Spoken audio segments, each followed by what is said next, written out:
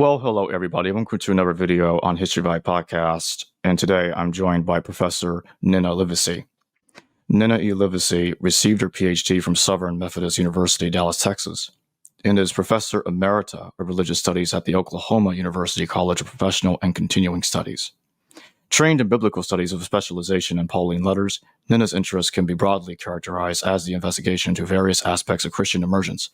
Her first monograph, Circumcision as a Malleable Symbol, Mohr Siebeck 2010, explores interpretations of the Hebrew rite of circumcision across a diversity of ancient texts and challenges a common assumption of a unitary signification of this Judean practice.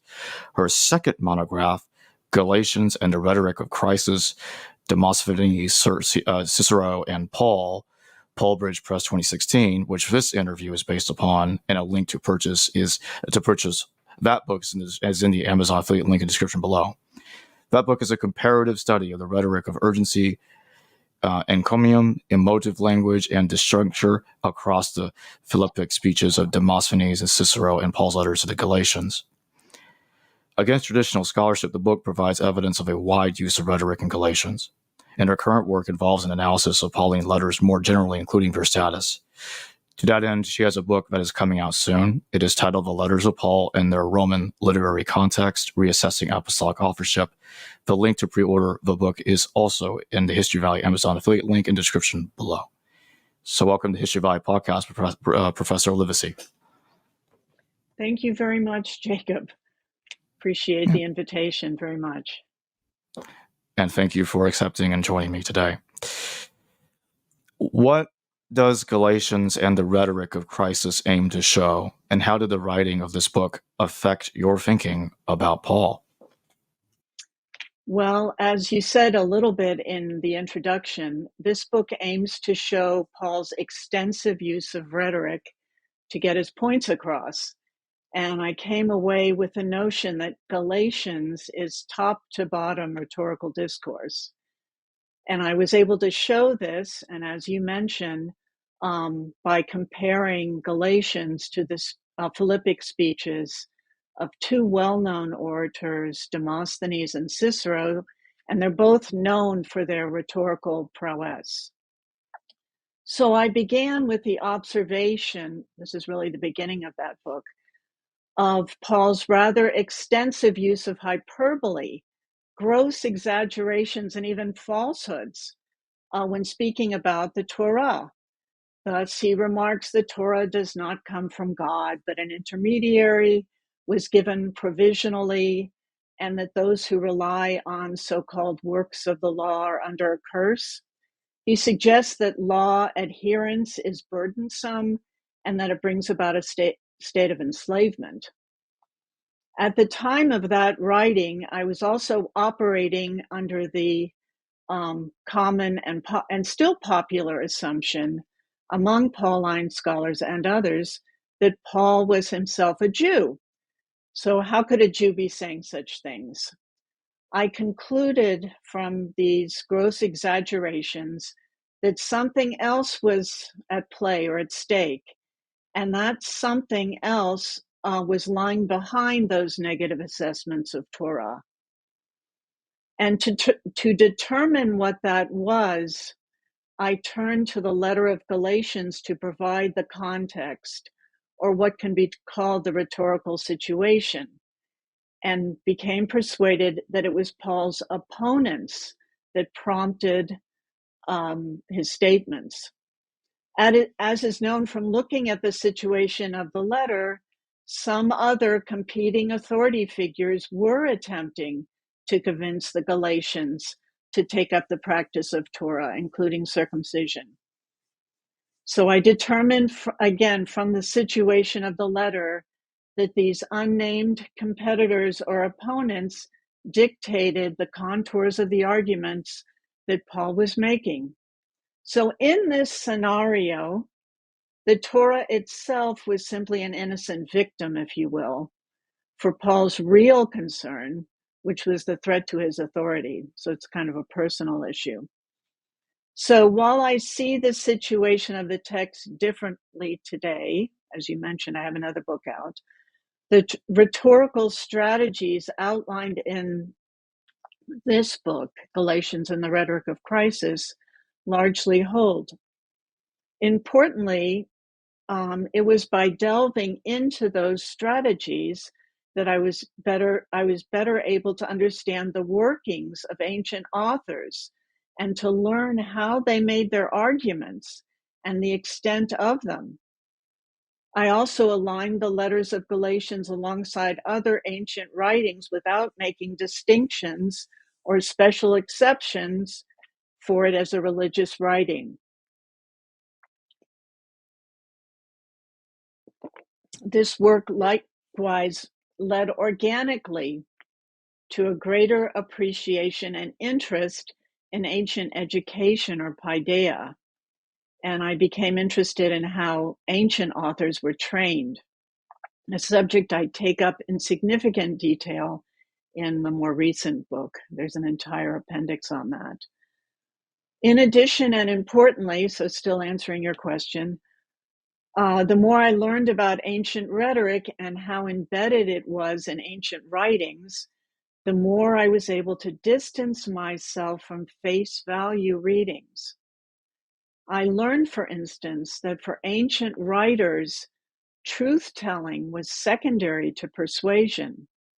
And from rhetorical theory, I also came away with the understanding that discourse is not a conveyor of pre-existing truth.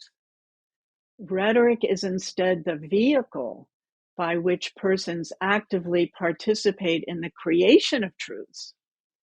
So biblical scholars will often privilege the message, if you will, and allow it to take precedence over the rhetorical creation of discourse. This perspective sees rhetoric as mere flourish.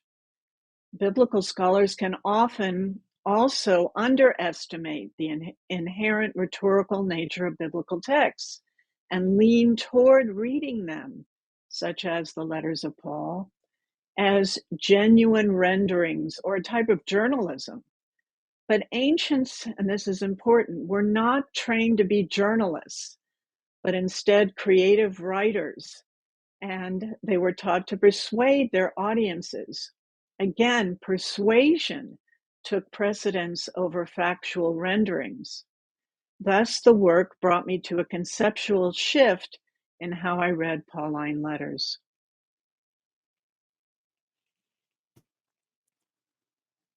What is the rhetoric of crisis? It's the rhetoric of crisis was simply a term coined by the current or now emeritus professor of classics, Cecil Wooten of UNC Chapel Hill.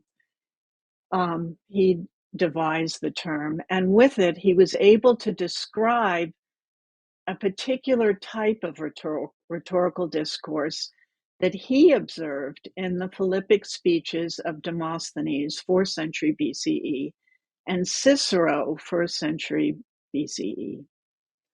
Demosthenes wrote speeches against Philip II of Macedon, who was the father of Alexander the Great. And in those speeches, he warned of Philip's dire threat to Athens, naming those speeches the Philippics. Cicero patterned his senatorial speeches against the Roman Mark Antony after those speeches, and he used the same name for his speeches. But political rivalry and the preservation of one's own personal reputation and status are what's at the forefront of the rhetoric of crisis.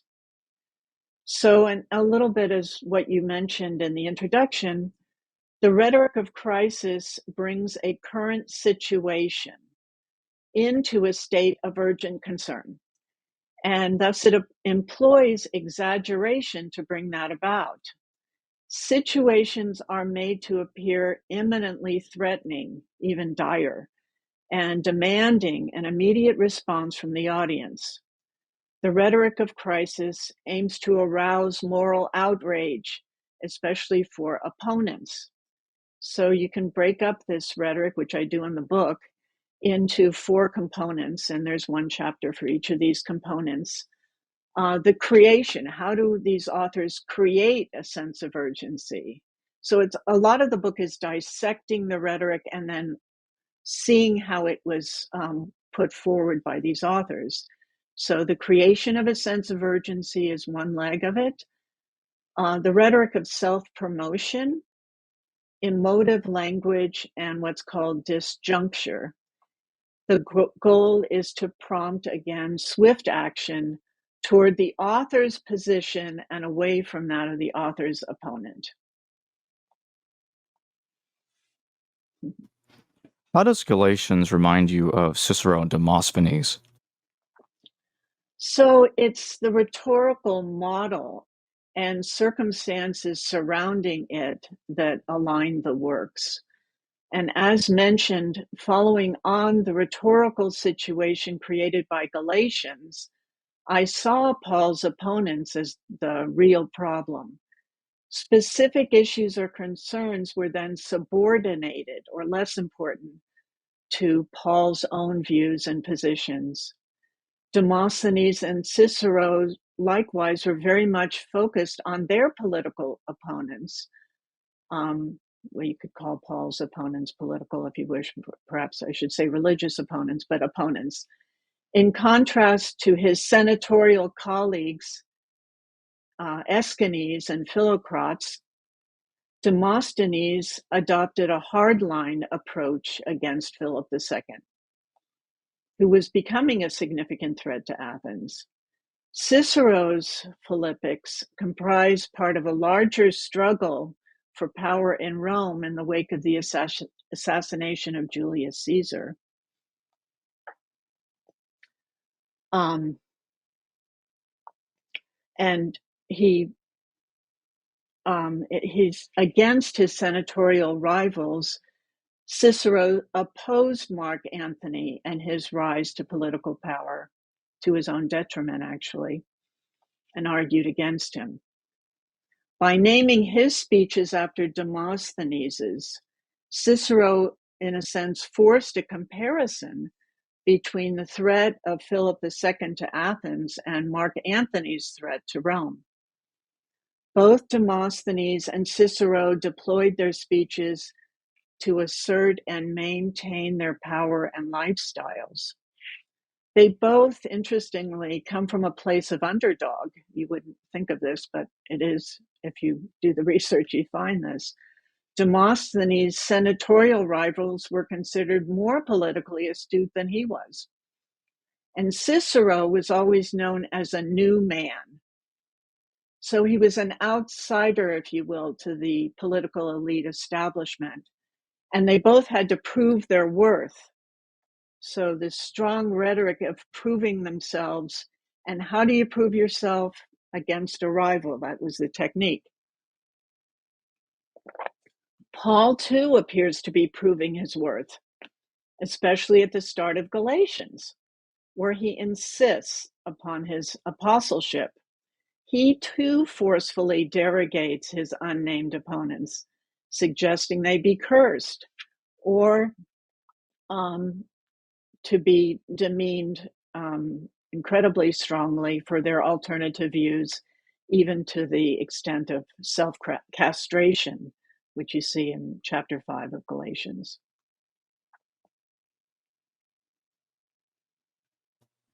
What do you mean by persuasion through the discourse of self?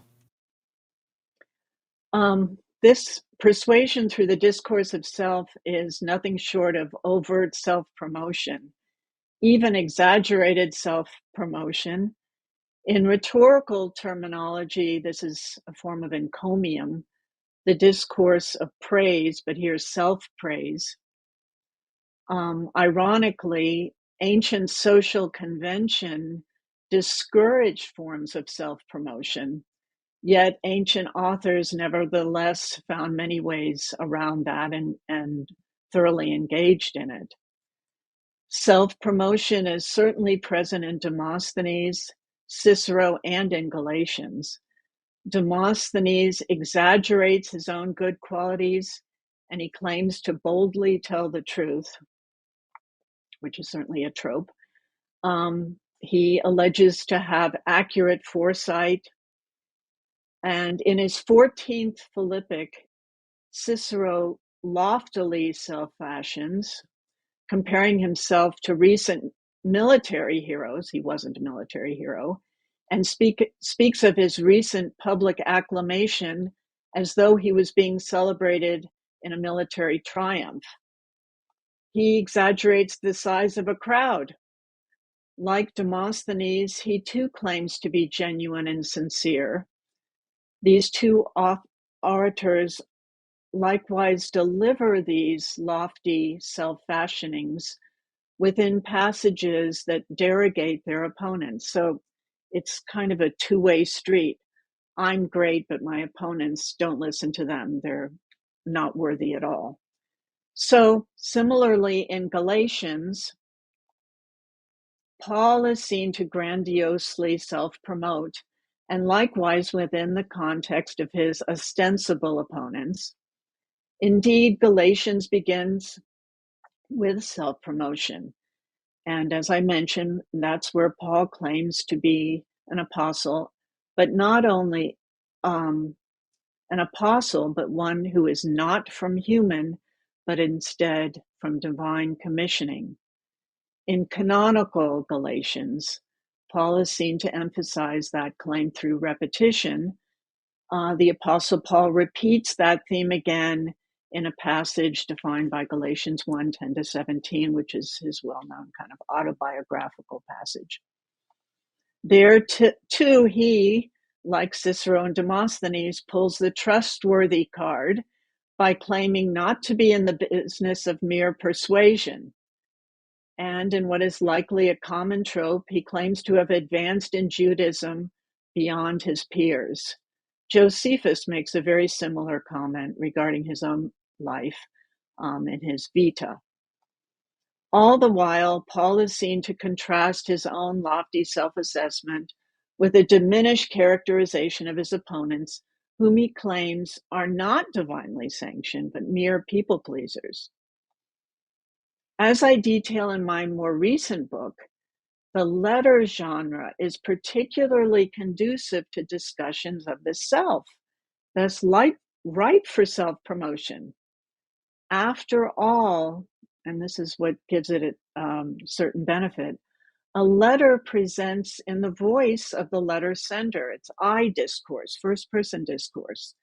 So to speak of the self comes off as what you would expect. It's entirely natural in the context of a letter. So I posit in that later book that the discourse of self, the development of the character of the Apostle Paul in lofty fashion, is likely in part what accounts for the adoption of the letter genre for Pauline discourse. In that book, I also address the many other benefits of the letter genre for ancient authors. Indeed, more studies need to be done on the benefits of the letter genre, and that may be something I'll turn to in the future. What is disjunctive rhetoric, and what are some examples of it in Galatians? Disjunctive rhetoric is argumentation through the employment of two opposing terms. Authors give one term a positive and superior valence or value, and the other a negative and inferior one. Disjuncture allows authors to offer their audiences one of two mutually exclusive alternative positions. So it simplifies decision-making. Disjunctive rhetoric unmasks the construction of position-taking. Thus, it reveals the authorial control of the discourse, how authors determine the opposing options and their respective values. Again, with disjunctive rhetoric, authors can handily steer their audiences to what they determine to be the right course of action. An example of a disjunctive pair, which will be familiar to you and to others, is the often deployed by both orators and the author of Galatians, the antithesis between slavery and freedom. This antithetical pair is highly effective, as everyone in the ancient world knew the value difference between these two states. The slavery element was made to represent the side of the author's opponent. Freedom was always on the author's side. So the author of Galatians also employs this antithetical pair, slavery and freedom, and like Demosthenes and Cicero, lines up a host of other antithetical pairs, many of which are wholly constructed, completely constructed out of nothing, you might say. 21 oppositional pairs have been identified in canonical Galatians. These pairs include those that you're likely familiar with: flesh versus spirit, works of the law versus trust, Mount Sinai versus present-day Jerusalem, the present evil age versus the new world, etc. Again, disjunctive rhetoric enables the creation of dichotomies where none previously existed. So there was no necessary distinction between works of the law and trust, or flesh and spirit, before they appear within the argumentation of Galatians. When aligned with the category of slavery, works of the law and flesh are made to fall on the side to be avoided.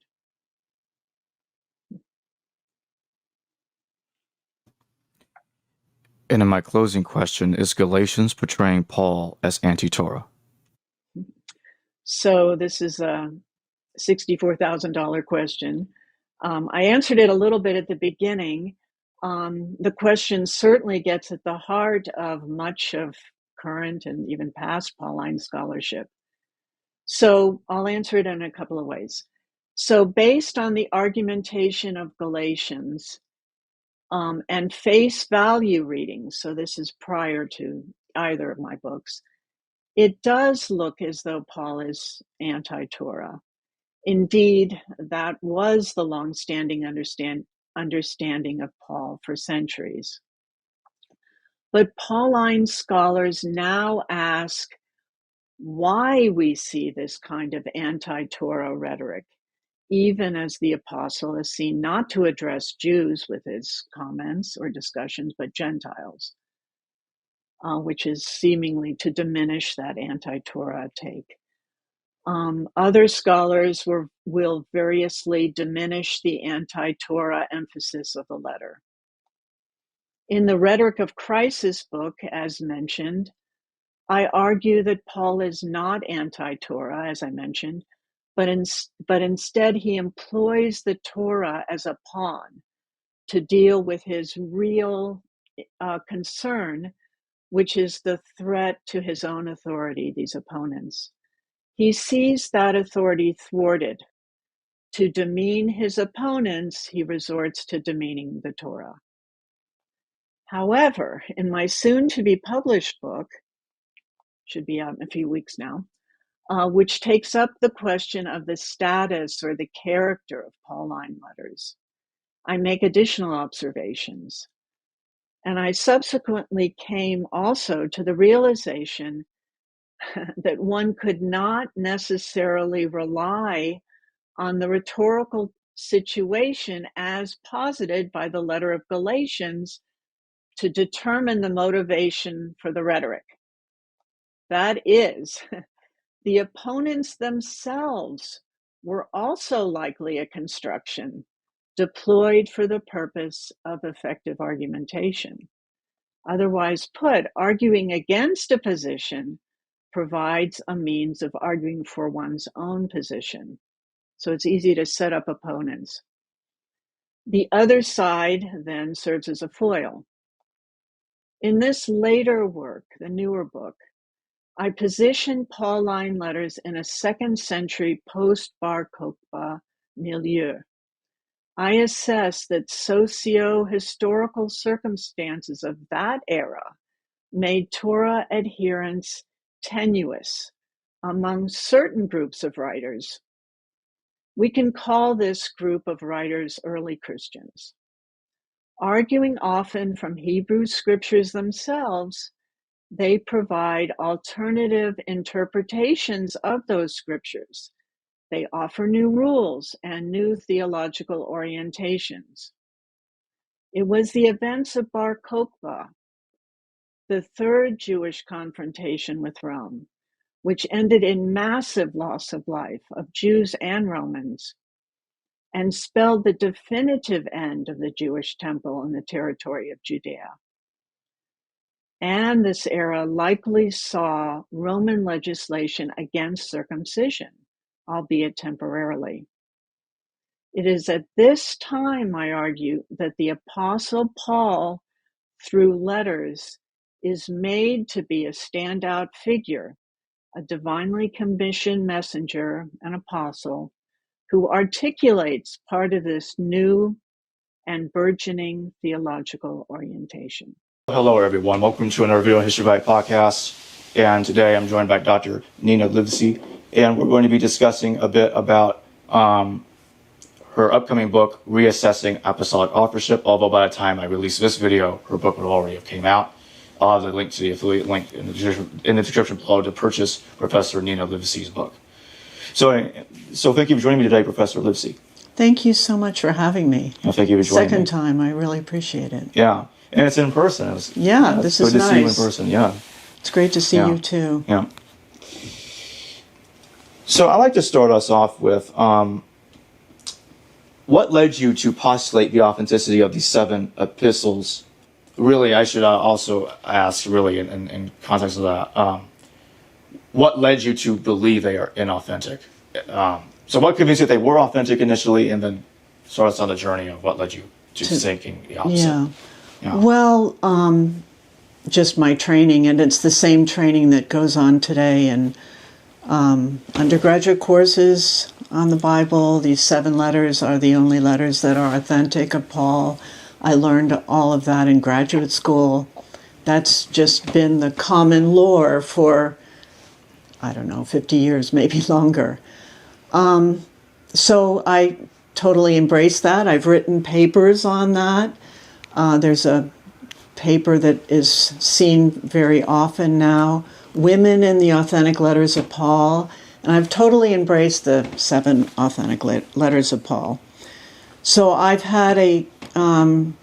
transformed, and I do not think those are authentic letters. I should just say that right out. I don't think any of the Pauline letters are authentic of Paul, and I date them later, but we'll probably get to that in a minute or two. Mm-hmm. So, but what led me to it, and there was a trajectory, a kind of history. My scholarship, my experiences, it all led to a new look.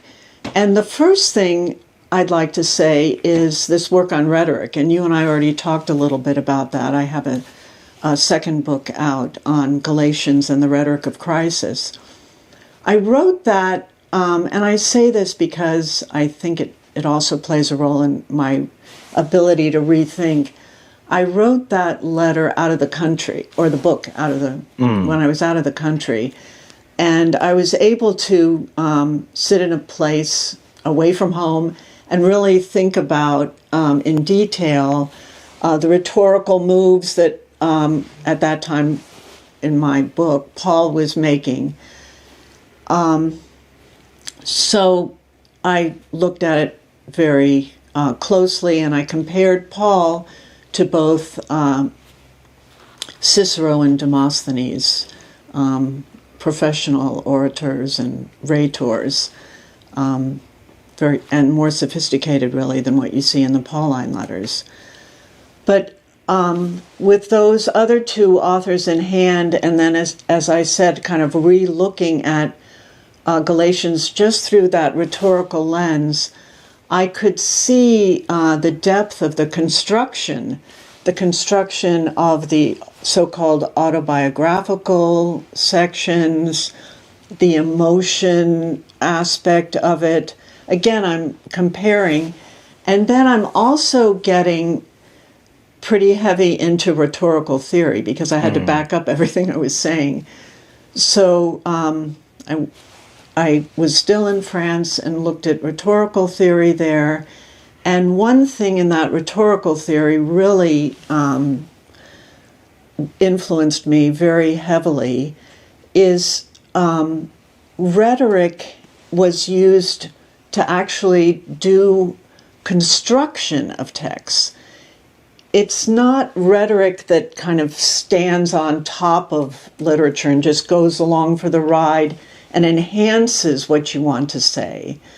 But rhetoric can actually be part and parcel of developing what you want to say, the whole cloth of it. So rhetoric constructs the truth, you might say. That made a big impression on me, the idea of how rhetoric works. And it does play out because in the rhetorical theory, rhetorical techniques, it is construction, even polemics. You can accuse your opponent of whatever you want. It's constructing them as an other that is not morally upright. Okay, maybe the person was morally upright, but with your polemics, you're creating that situation. So you can see in rhetorical theory, they're learning about polemics. They're also learning how to speak in the voice of somebody else.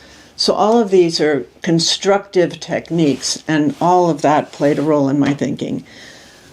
So then gradually that led me to really believe that these letters were something other. I could then go from the internal look to what about the letters themselves? Maybe these letters then are not what they purport to be, genuine letters. So I made that jump tentatively.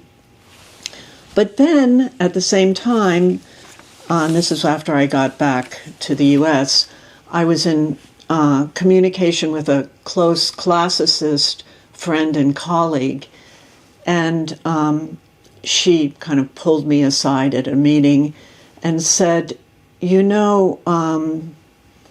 it's likely that Pauline scholars or even biblical scholars are, in the way they assess those 7 letters as authentic, they're likely overconfident in that because authorship is very difficult to assess. And yet, and it's true of all the scholarship, those letters are definitely authentic. They're just taken as authentic. So once she said that, I thought, I am going to research how did that authentication process come about. So I talk about that in the book. And it's flimsy. I'll give you a heads up. So that is also confirming my suspicions about the letters. So now the letters, I'm already skeptical. They could be something other than genuine letters.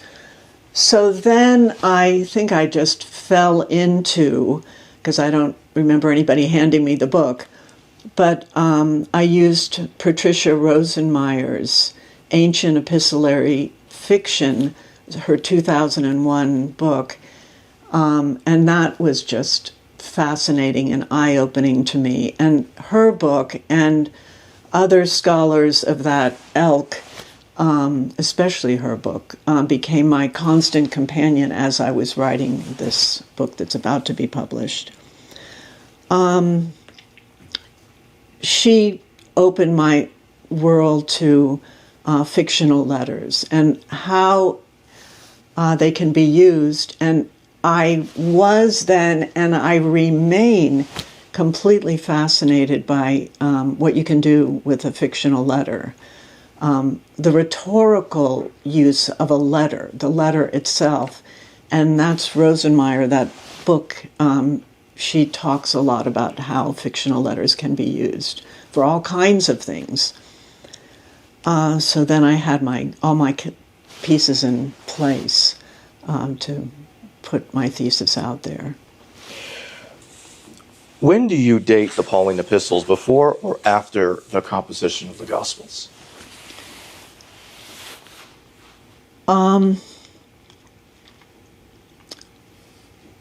Well, once I realized, or I was getting quite convinced that the letters were not genuine, something important happened there, because those authentic letters are in the mid-1st century. They're dated there. They're placed there. Right. So once I decided they're not genuine, I could let go of that mid-1st century. And it was an easy move to make, I'll tell you, because in fact, there was a line in the book, and I think I removed it. There was nothing that held me to saying these letters absolutely need to be in the mid-1st century. Nothing held me there.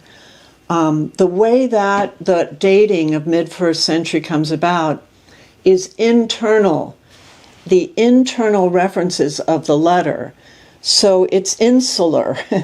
And we all know that authors can write about Babylonia and be in the 20th century.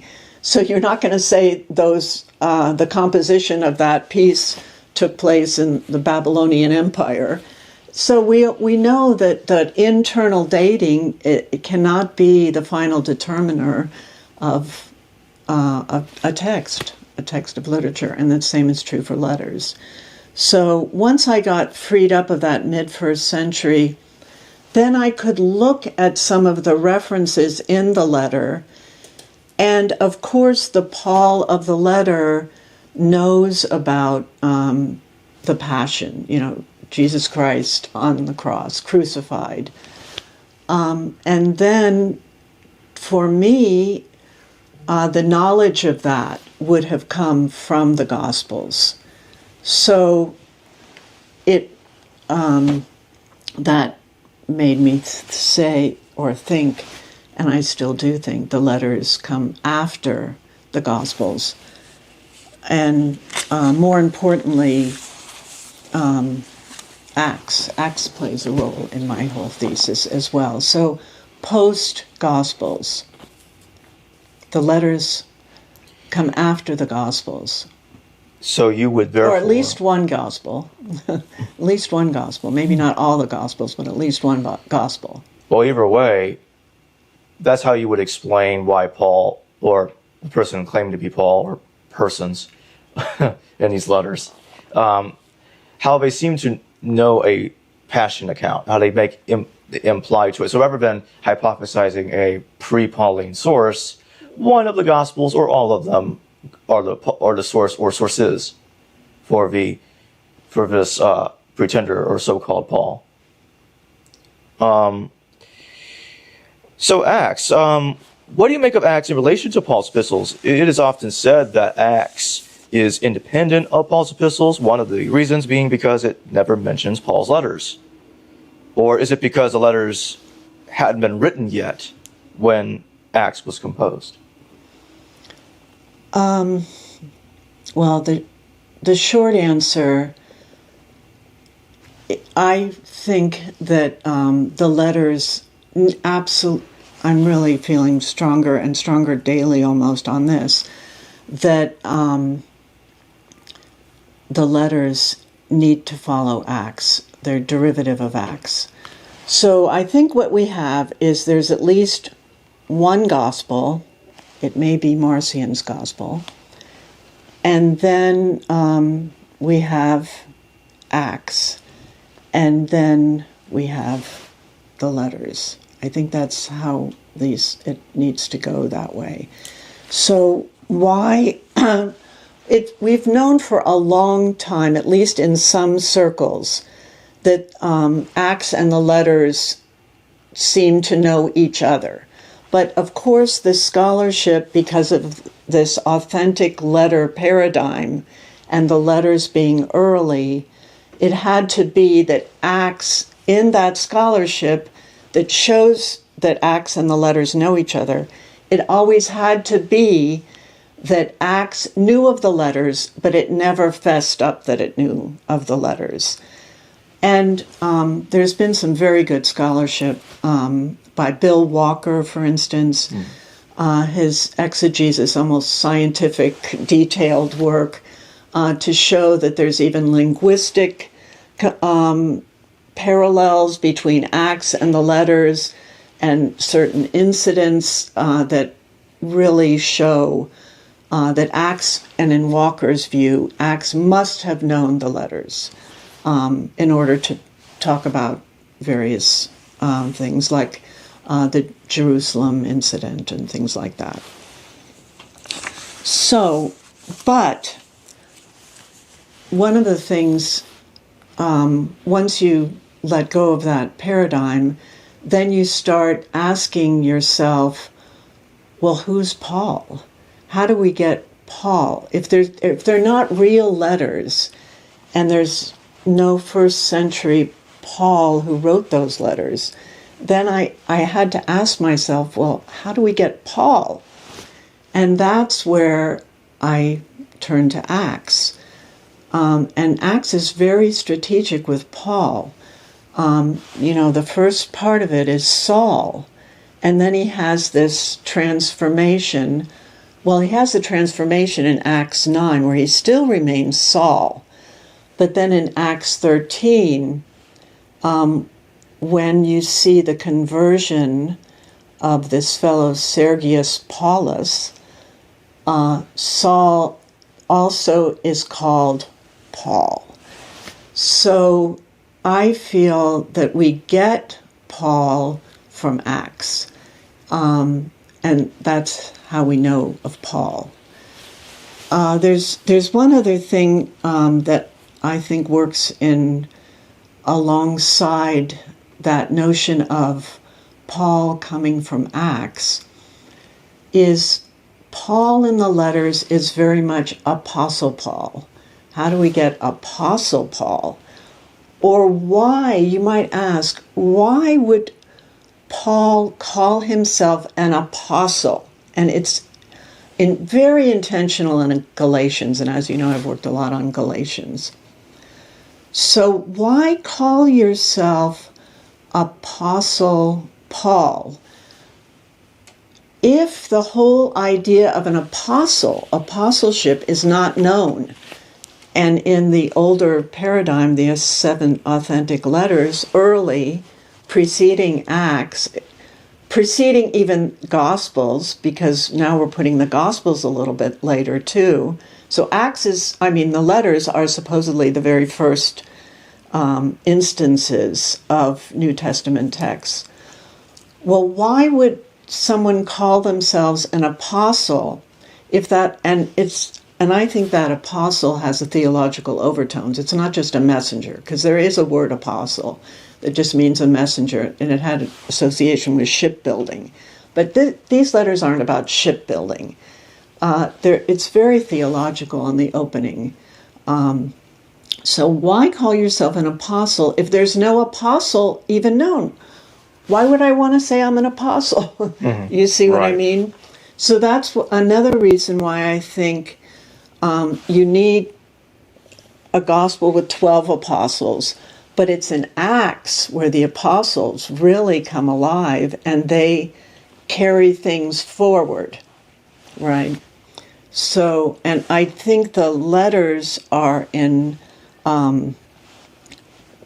friction, or you might say contention with Acts, because in Acts is careful to not really dub Paul an apostle. There's one verse in there that maybe suggests that he was an apostle, but I think it's a little dubious whether Paul and Barnabas are apostles.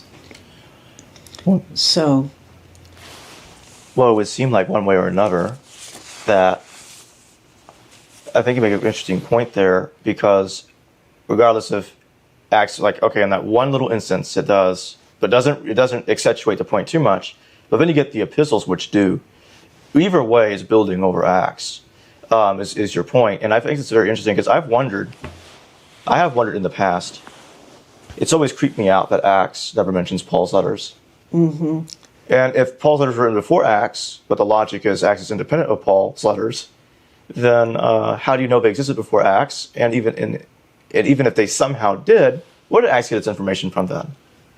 They hypothesize, as those that believe that will hypothesize different sources or a oral tradition, a convenient oral tradition. Exactly. I'm like, well, can you be sure about that tradition? I know. I've seen that so much. It's the fallback. The other thing is epistolary scholarship again, and I go back to Rosenmeyer, because in my own mind I played around with this notion, which is first, Acts or the letters. But in epistolary scholarship, you need to have the character developed first before you have the letters attributed to the character. And that's repeated in pseudonymous letter collections, which is what I think this is. No one would bother reading letters of Paul unless Paul already existed. And that goes for fictive or factual characters. So Paul's got to be out there. Do you see what I mean? For these letters to have any agency or any effectiveness. There's one other thing that's occurred to me more recently that I've played with, which I think has some credence. It looks like even in Galatians, that autobiographical section, which I've worked on a lot, which Galatians 1, where you see Paul say, "You've no doubt heard of my persecution of Jesus groups, and I tried to kill them," or whatever. I think it's Galatians 1:13. And you just kind of read over that, and you just, with the old paradigm. But how would we have heard of that? But if you say, well, yeah, I would have heard about it if I knew Acts. So what I'm thinking is, because pseudonymous letters are really, the target of those are not the addressee, the internal addressee, they're external readers. So it looks like that statement is a nod to external readers, the buddies out there who might be hearing this letter or reading that letter. They're the creators. They're the gospel creators. They're the Acts creators. They're in this group of literary producers. So they have Paul say, "You've no doubt heard."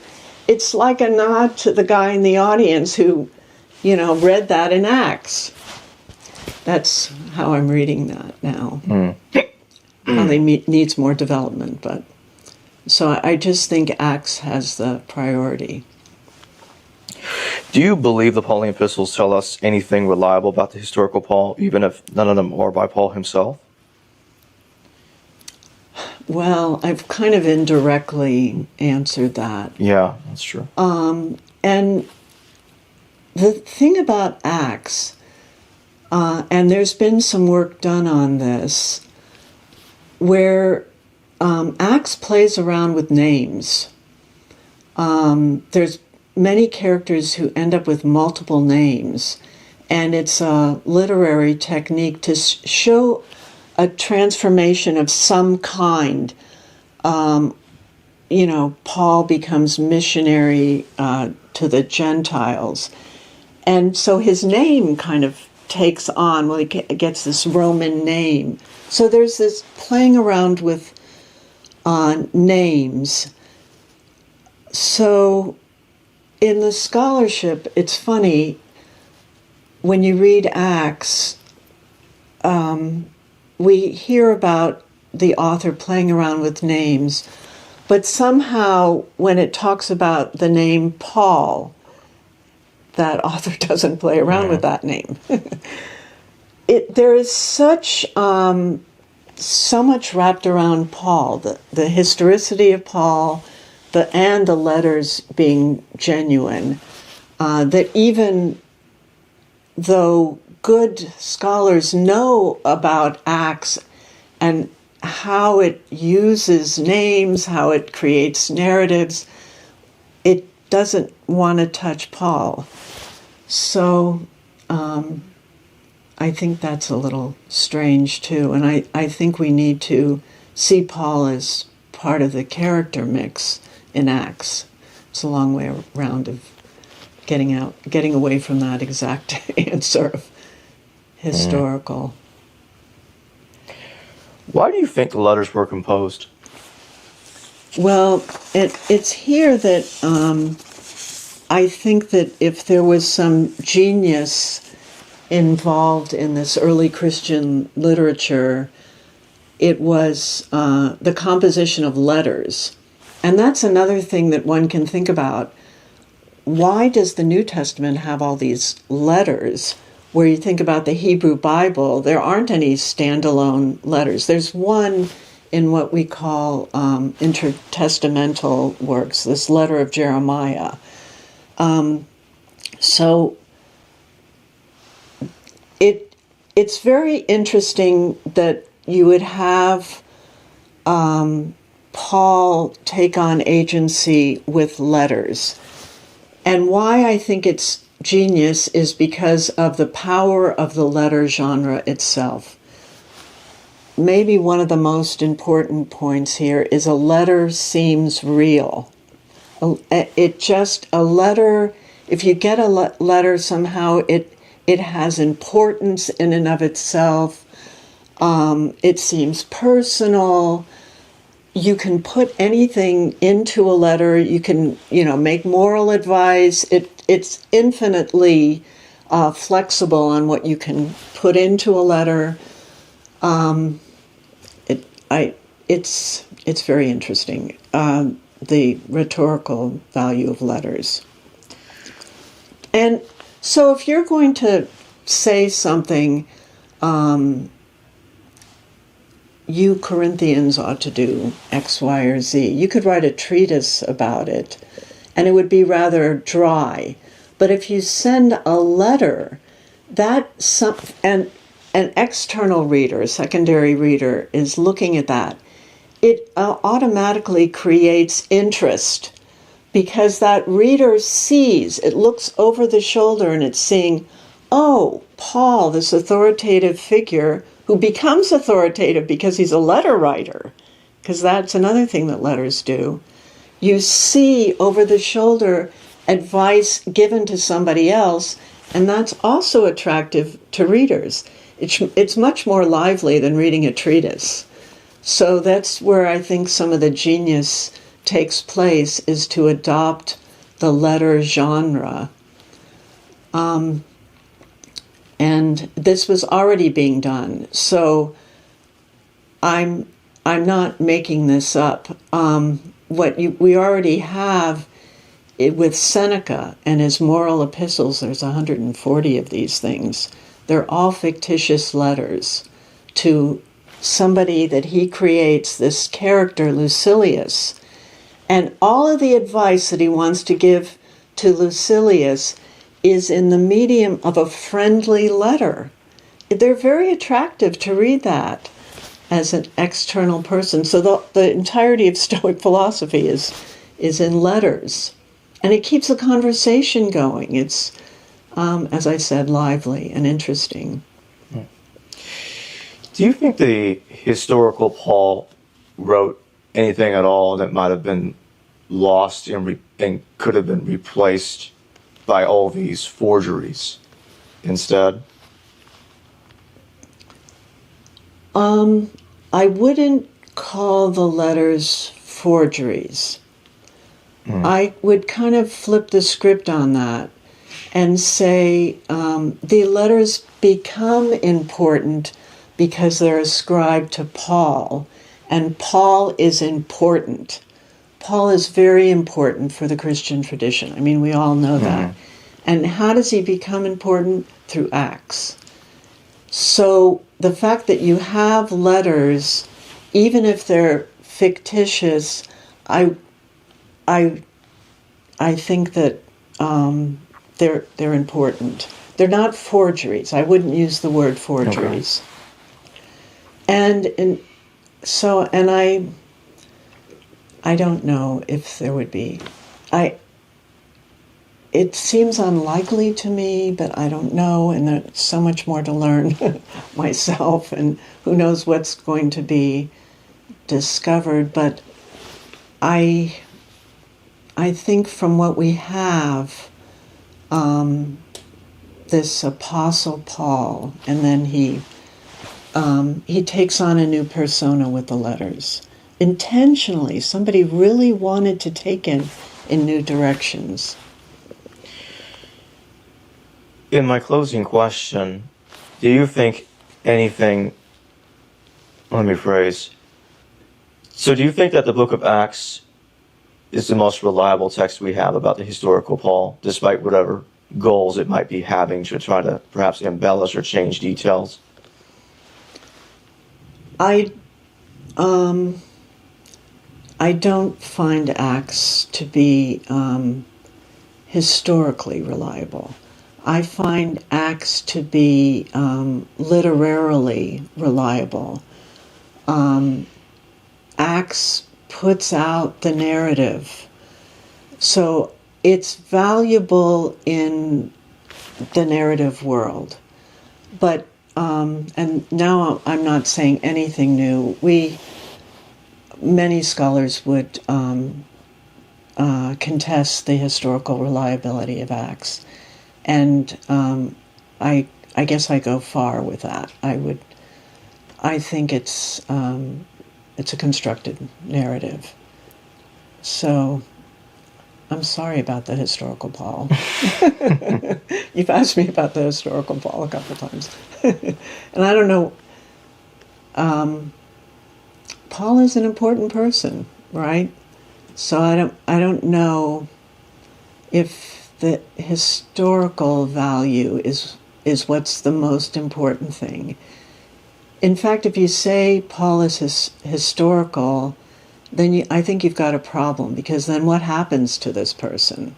Because everything else that succeeds Acts, as we think of it, as apocryphal literature, and Paul shows up in some of that literature.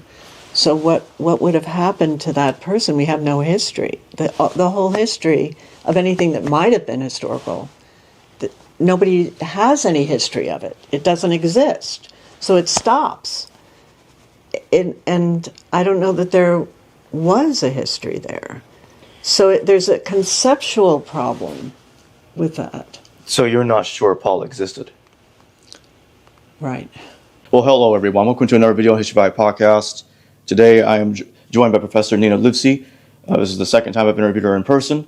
Last time we did the interview, we were in San Diego, November 2024. And now we're here in Dallas, Texas. So it's good to see you again, Nina. How are you doing? I'm doing fine. It's nice to see you, too. Yeah. Face-to-face is nice, more relaxing. Yeah, it indeed is.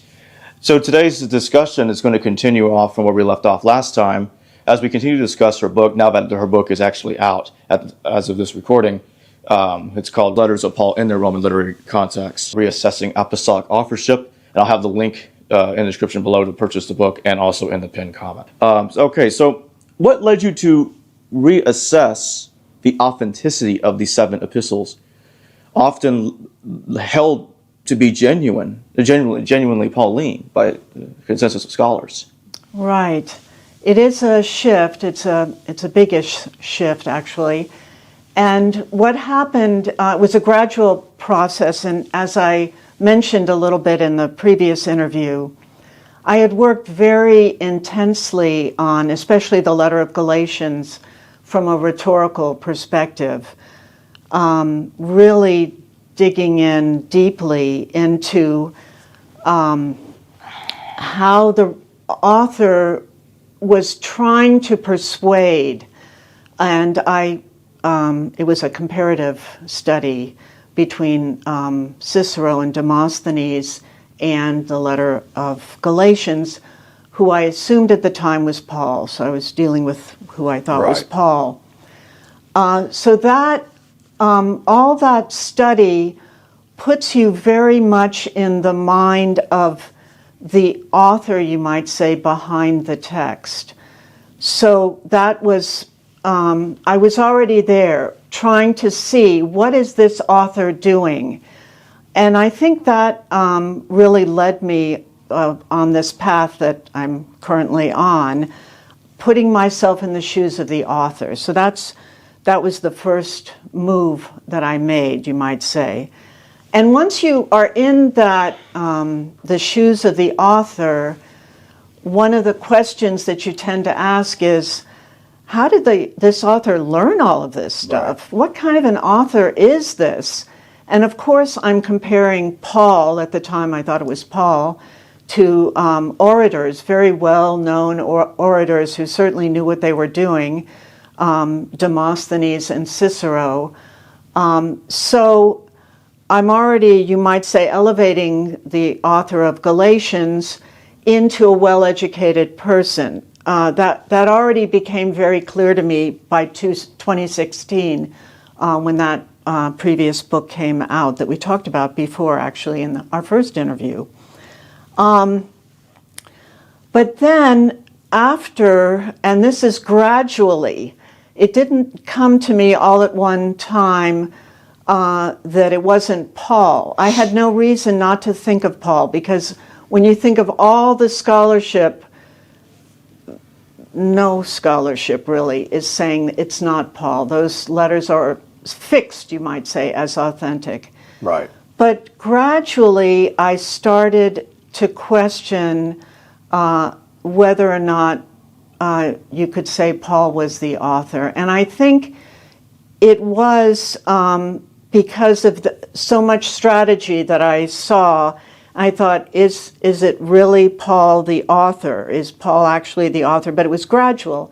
And I started this current book, The Letters of Paul in Their Roman Literary Context, in 2018. So by then, I already wanted to explore.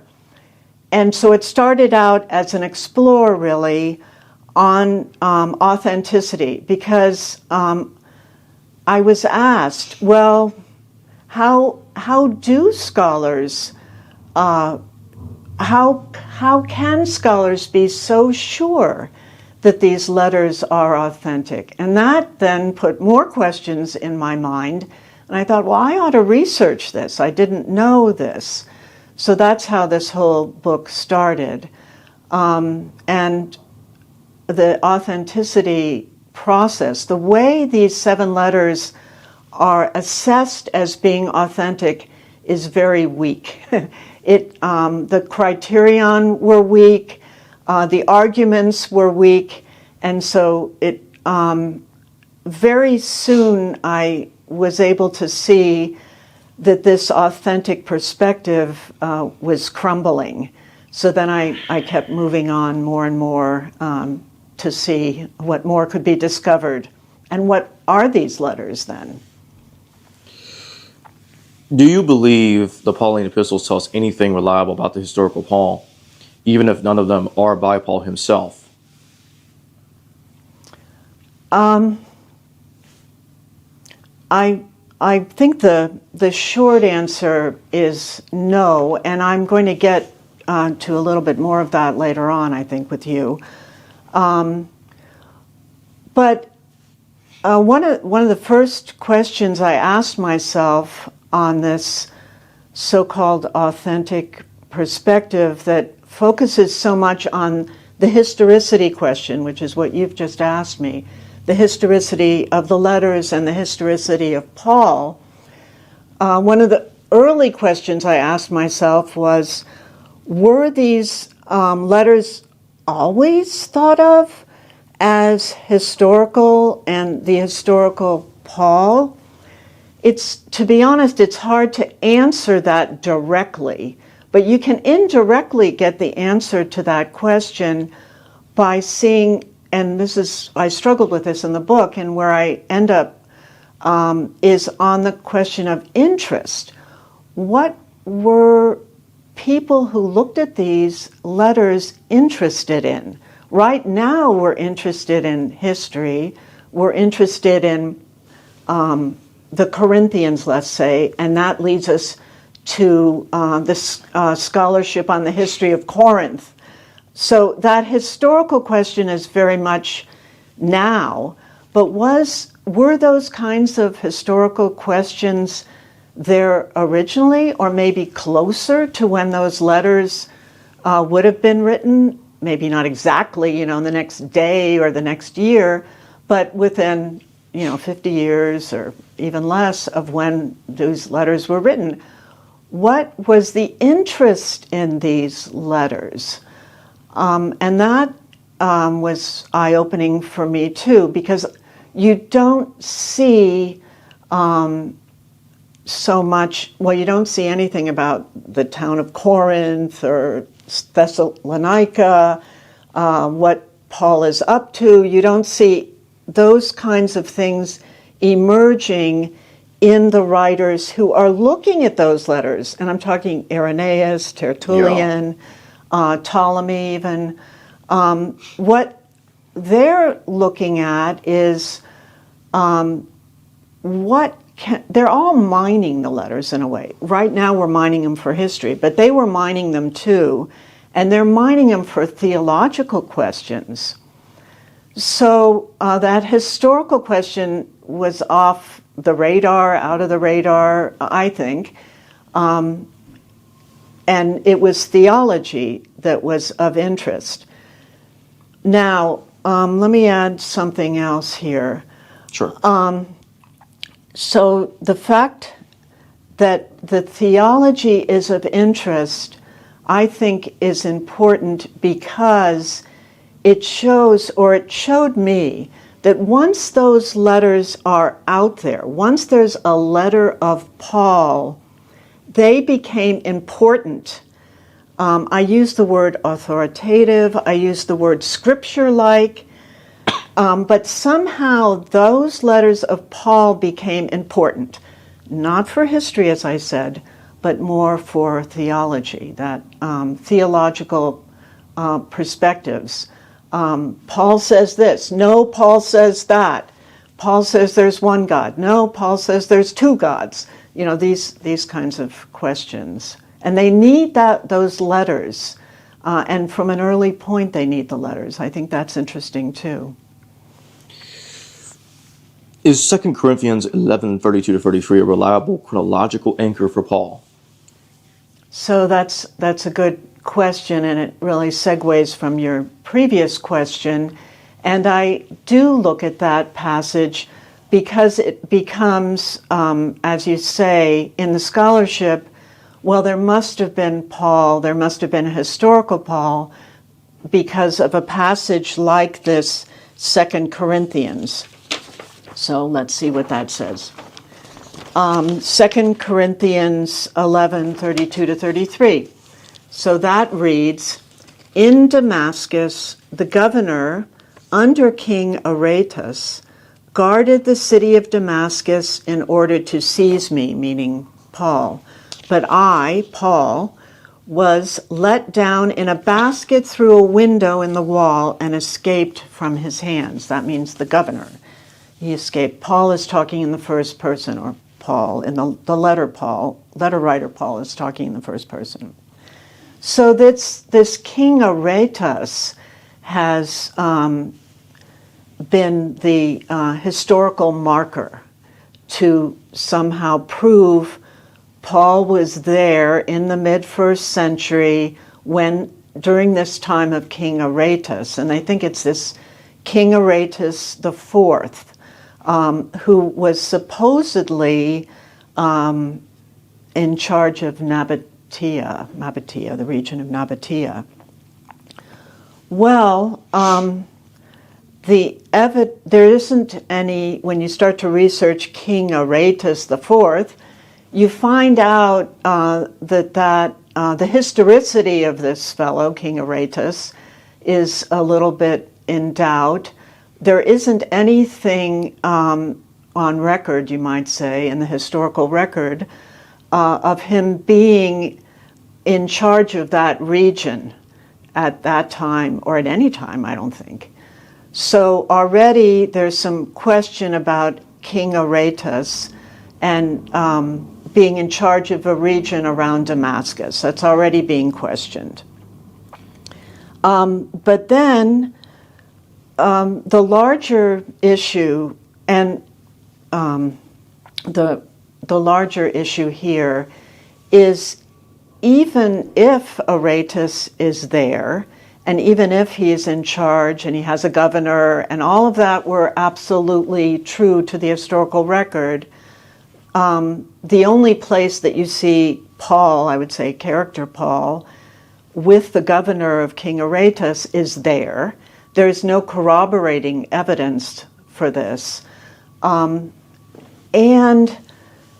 it is frequent. It's a trend in writing, historical writing, literary writing, to drop names.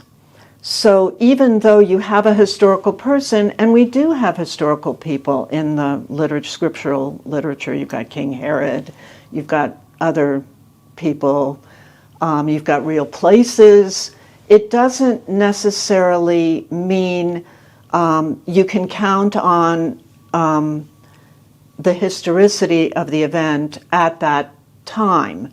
It can just be a name dropper. And it does seem like that's the way it's working here. And the other thing that is a little bit of a giveaway of non-historical is this trope of Paul being let down a basket. That recurs in other scriptural passages. If you think of Rahab and the spies of Joshua, those spies are let down through a basket. Michal, who's one of the wives of David, she lets David, he's not quite king yet, it's in 1 Samuel, she lets David down fleeing from danger. So it really looks literary and not necessarily historical. I guess that's my answer on that one. What is interesting is that Josephus does say that King Aretas III controlled Damascus. The problem is that Aretas lived a century prior to when Paul was supposedly active, which is curious. That's always bothered me. Because I wonder, did they mix up one Aretas with another? And if Paul did that, how does that work? Right. That's strange. In scholarship, they try to speculate about what does this mean, King Aretas controlling Damascus. Let's see. It could have been a mix-up, It could have just been King Aretas. It's Pauline scholarship that insists that it's King Aretas IV. It could have just been another reference to King Aretas that doesn't necessarily fit with when King Aretas lived or when he would have controlled Damascus. So, yeah, it's pretty loose. Those kinds of things are pretty loose. And people can make, like even today when they do films, fictional films, and they have actors playing the role of people that actually lived, and they're meeting fictional people that never lived. This is something I want to throw in there. What do you make of Christus, who is said to have led some sort of rebellion in Rome around 49 CE that caused the expulsion of the Jews during Emperor Claudius's reign? That's good. That's another, indirectly, that's another so-called historical anchor for getting Paul in the mid-1st century. That shows up in another passage that I discuss, which it's within Acts 18, chapter 18.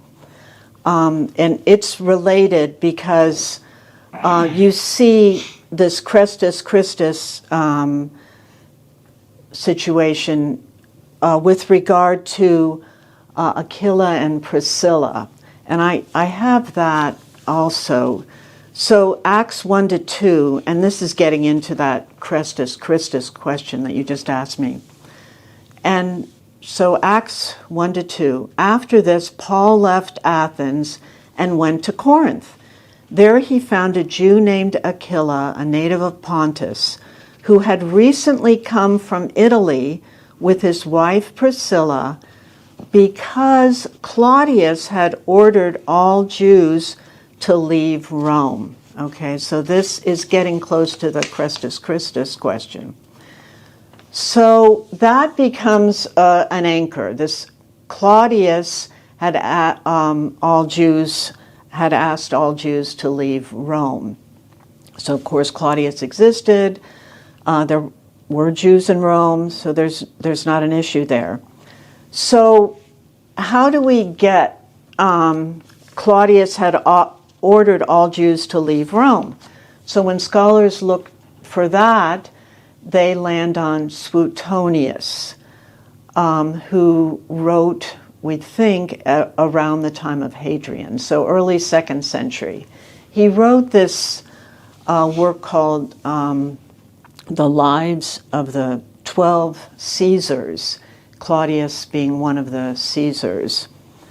And in that work, the part that's attributed to Claudius, again, Suetonius is claimed to have written it, it's there that you find this reference by Suetonius that Claudius had ordered all the Jews to leave Rome because Christus Christus had started agitating. There was agitation by Christus Christus. Then we wonder, we can look at the historicity of even the event. Did Claudius ask all the Jews to leave Rome?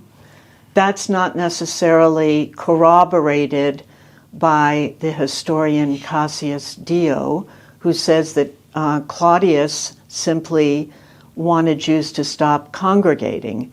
So the Suetonius passage cannot necessarily be corroborated that Claudius asked the Jews to leave, and that then would disqualify, you might say, that Christus Christus, which is only cited there in this Suetonius passage. The other thing to mention about this Suetonius Lives of the 12 Caesars, from which we get the reference to Christus Christus, is that has been classified as neither history nor biography. What is that? It's some kind of literary work. We don't know exactly how to classify it. Embellished work to embellish these 12 Caesars.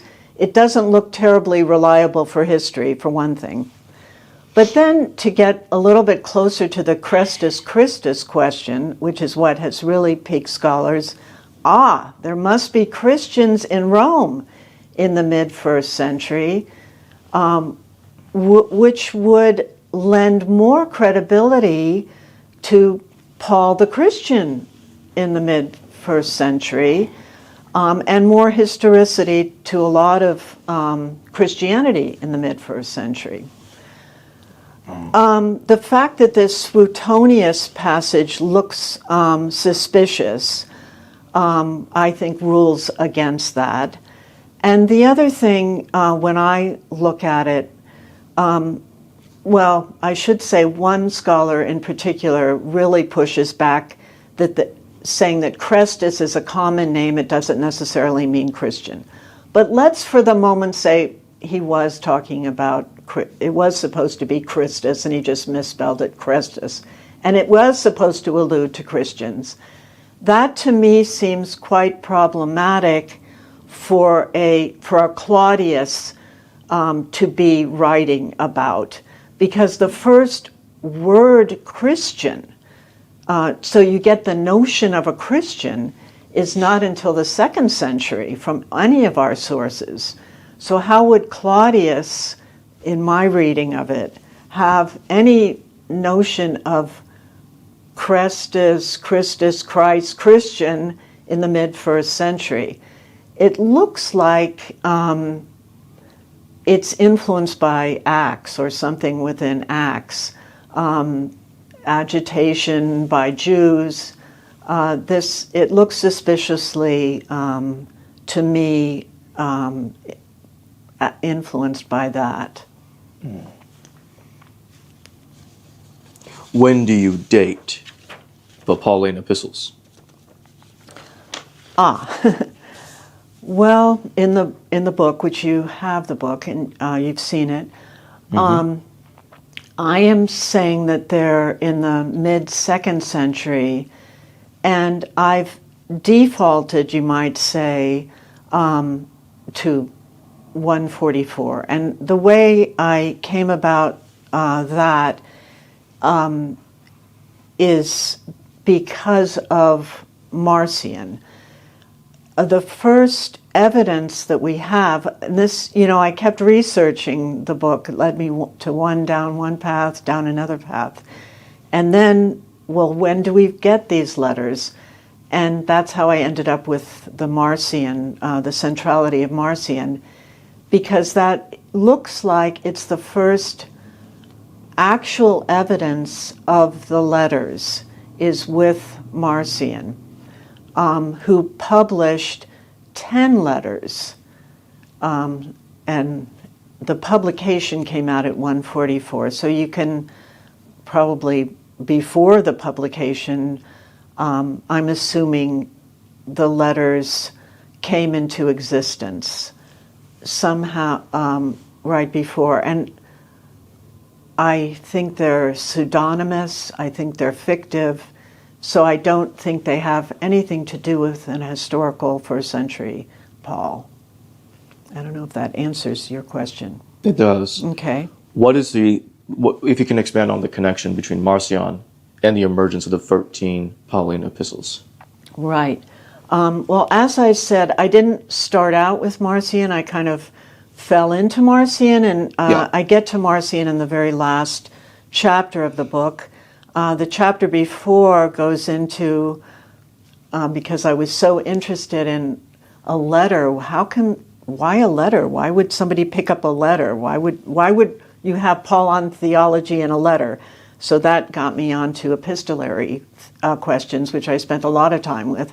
And finally, I needed to locate the letters. So I ended up, as I said, with Marcion as the first emergence. Marcion, though, the more I looked at Marcion and the more I came to the conclusion of authorial strategies, the need for an educated person, all of those questions that I already came to my mind in 2016 when I was doing the work on rhetoric, Marcion looked more and more attractive as a location for the development of the letters. Marcion, along with others, is attributed with a school. So a school setting fit that, my image of those letters as constructed. You need the outfitting of a school to do any kind of literary production, including letters. So Marcion looked more and more likely. Not only were the letters first, for sure, emerging with him, he is said to have a school. He's said to have the wealth. He likely had access to other materials. He clearly published. He wrote this work, which is no longer extant, these antitheses, for which he's known and much disparaged, I guess. He made contrasts between the law and the gospel. We don't know exactly what those antitheses were, although this Harnack tried to recreate the antitheses by kind of mirror reading some of the people who were writing about Marcion. So Marcion looked like the likely location for these letters. As I said, there's 10 letters with Marcion, and I do think that later on more letters were added. These pastorals were added, because you said, what about the 13 letters? Mm-hmm. 10 came with Marcion's collection, and then 3 more were added, and then Hebrews at some point was added as well. And Ephesians replaced Laodiceans in the process. Yeah. Yeah. And then these prologues are also attributed to Marcion. So Marcion is writing. He is doing some writing. While many scholars dismiss the authenticity of 2 Thessalonians, Colossians, Ephesians, 1st, 2 Timothy, and Titus, they believe 1 Thessalonians, Galatians, 1st and 2nd Corinthians, Romans, Philippians, and Philemon are authentic. Do you believe that the same person wrote those 7 separate letters, or is it multiple authors writing in the name of Paul? Well, that's a good question. And I did ask myself that question. You know, I was schooled, and a lot of us, that those 7 letters were by the same hand and by the hand of Paul, who I now refer to as the Apostle Paul, as that's how the Paul in those letters is characterized, as Apostle Paul. I never actually answer that question. I subordinate the question. I don't know exactly the answer to it. I think you could say perhaps one person wrote those letters, but I also don't necessarily think Marcion himself necessarily wrote the letters. It's possible Marcion wrote some of the letters. But what I do say in the book is the school actually produced the letters. So some of the students in the school could have written those letters, the Marcionite students. And I can imagine, going back to the school setting, where Marcion is the teacher, maybe his main teachings are these antitheses, and he would ask his students, so how about writing a letter in the name of Paul that would promote this particular thesis of mine? And that could very well have been how these letters come about, where different students are asked to write a letter. And the other thing I'll say is ancient education knows full well and trains students on what's called speech and character, where students are asked to write in the name of someone. A letter is essentially that. It's a fictive letter. Write a letter in the name of, as though you were that person. And that can be easily a school exercise. So I can imagine something like that as the genesis of these letters. What's interesting is that I believe it was Pseudo-Tertullian that says it was Curdon who produced this abridged Paul that Marcion would take over. And also the gospel as well. Just want to throw that in there real quick. Okay. Do you think the letters were composed before or after the Gospels and Acts have been written? Okay. I think that at least one gospel needed to have been already there in the wind, maybe even in pre-published form before you have the letters. And I think the same about Acts. Acts really features large for my thesis. Acts as needing to be some form of Acts before the letters of Paul.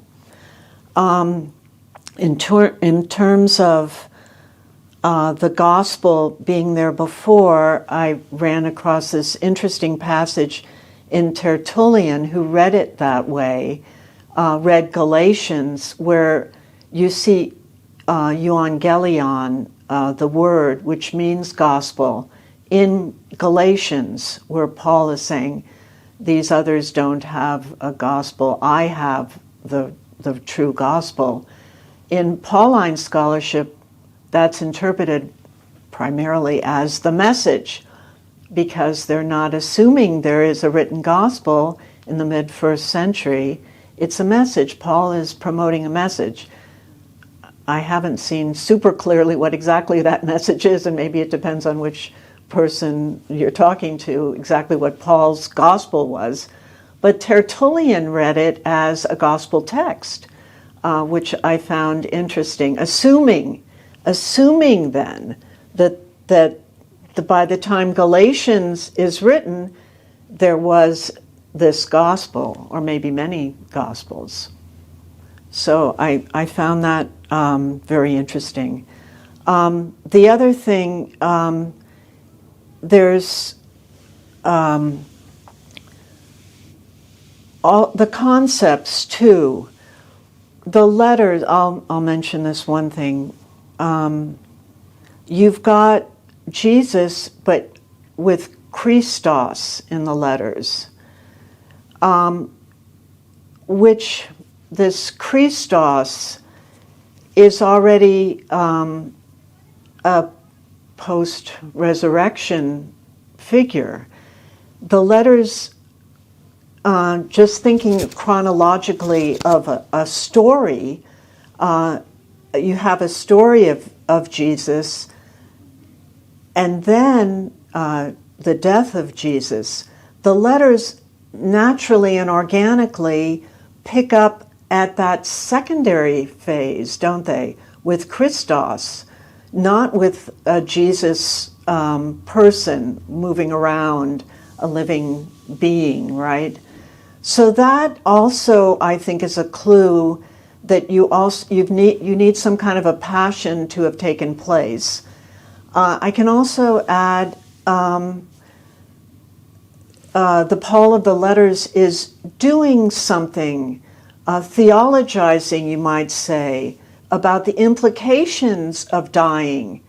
Dying was suffering, of course, for this Jesus who becomes the Christos, the suffering one. But in the letter, you see the Apostle Paul saying, I suffer too. I suffer like this Christos. And that too seems secondary to me. So logically, I think you need to have that suffering and death, which shows up in the gospel, before you get the letters which do something with that. Take it another step, you might say.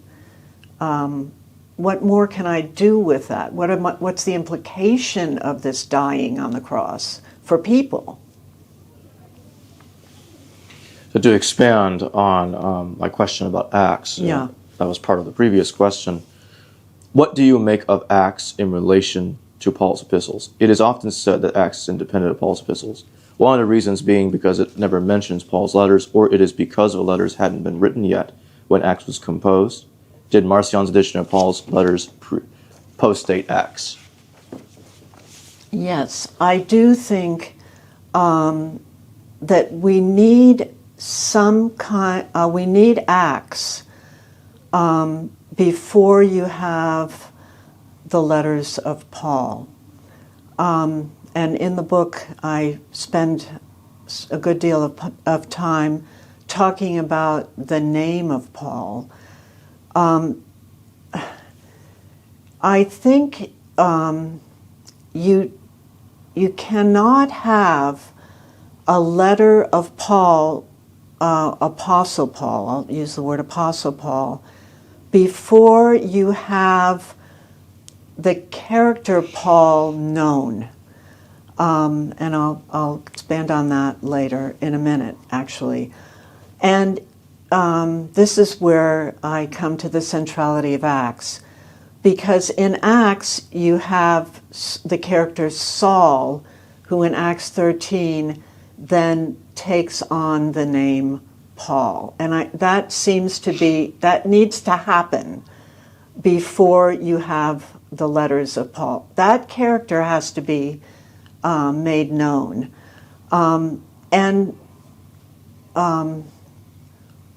Paulus, it's really Paulus if you go to the Greek. In that Acts 13 chapter, there is another actual historical person. I don't know that there was a relationship between the Apostle Paul and this other person, historical person, whose name was Sergius Paulus, who was some kind of provincial Roman ruler of some kind. So it's just too coincidental that in a chapter in Acts where it's Paul's first miracle performed for this Roman official whose name happens to be Sergius Paulus, and then at that moment Saulus, or Saul, moves from Saulus to Paulus. And that very much fits one of the themes of Acts, where Acts is a name change expert, a specialist in name changes. A lot of the characters have two names, and it's thematic for the kind of the Jew-Gentile move and the ethnic move, and that fits very well where you have Paul, King Saul, and there's already been plenty of scholarship equating Saul, King Saul, and the Saul of Acts, very much a Jewish figure, to a Roman figure, Paulus. So I think you need Acts before you have that Apostle Paul of the letters. And the other thing that I think is important about Acts, which would precede the letters, is that notion of apostle. How could you have a letter? And as I said earlier, those letters were quickly taken up as scriptural by Irenaeus, Tertullian. They were seen as authoritative by an apostle Paul. How could they have been read as such if someone wouldn't have known who the Paul was? Who was this Paul? And who is an apostle? Why call yourself an apostle? You have to have that concept of an apostle out there. And that concept of apostle is made boldly, I would say, in the book of Acts, where it's Acts of the Apostles. The apostles are actually doing something. It's their book.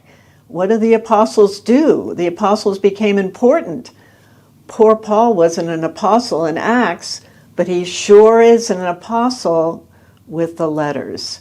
I think that is partly what accounts for the popularity of the letters. But again, to get back to your question, I don't think you would have had those letters resonate without somebody knowing a Paul. I mean, you couldn't have had the letters of George, for instance. There's no George. that Paul had to be there, and it's Acts, I think, where we get the Paul character. It's also epistolary scholarship that brings me to that conclusion. And I can cite something of Patricia Rosenmeyer, on whose work I depended, her Ancient Epistolary Fictions. It's a 2001 monograph where she talks about ancient fictional letters. And she also, in that book, where she's talking about pseudonymous letter collections, says it is rare that you would have a letter collection of a person that is not already known. And she makes this one very interesting remark in her book. No self-respecting teacher in the ancient world would assign a student to write a letter based on what the baker's assistant in the house next door said when he found mice in the flower bins. Okay, so you need that. You would ask a student to write a letter of somebody who's known. There were letters of Plato, letters of Demosthenes. These are characters that are known somehow. And then you would tell your student, write a letter saying something about them. Okay, so you need the character. So epistolary scholarship gets me there as well.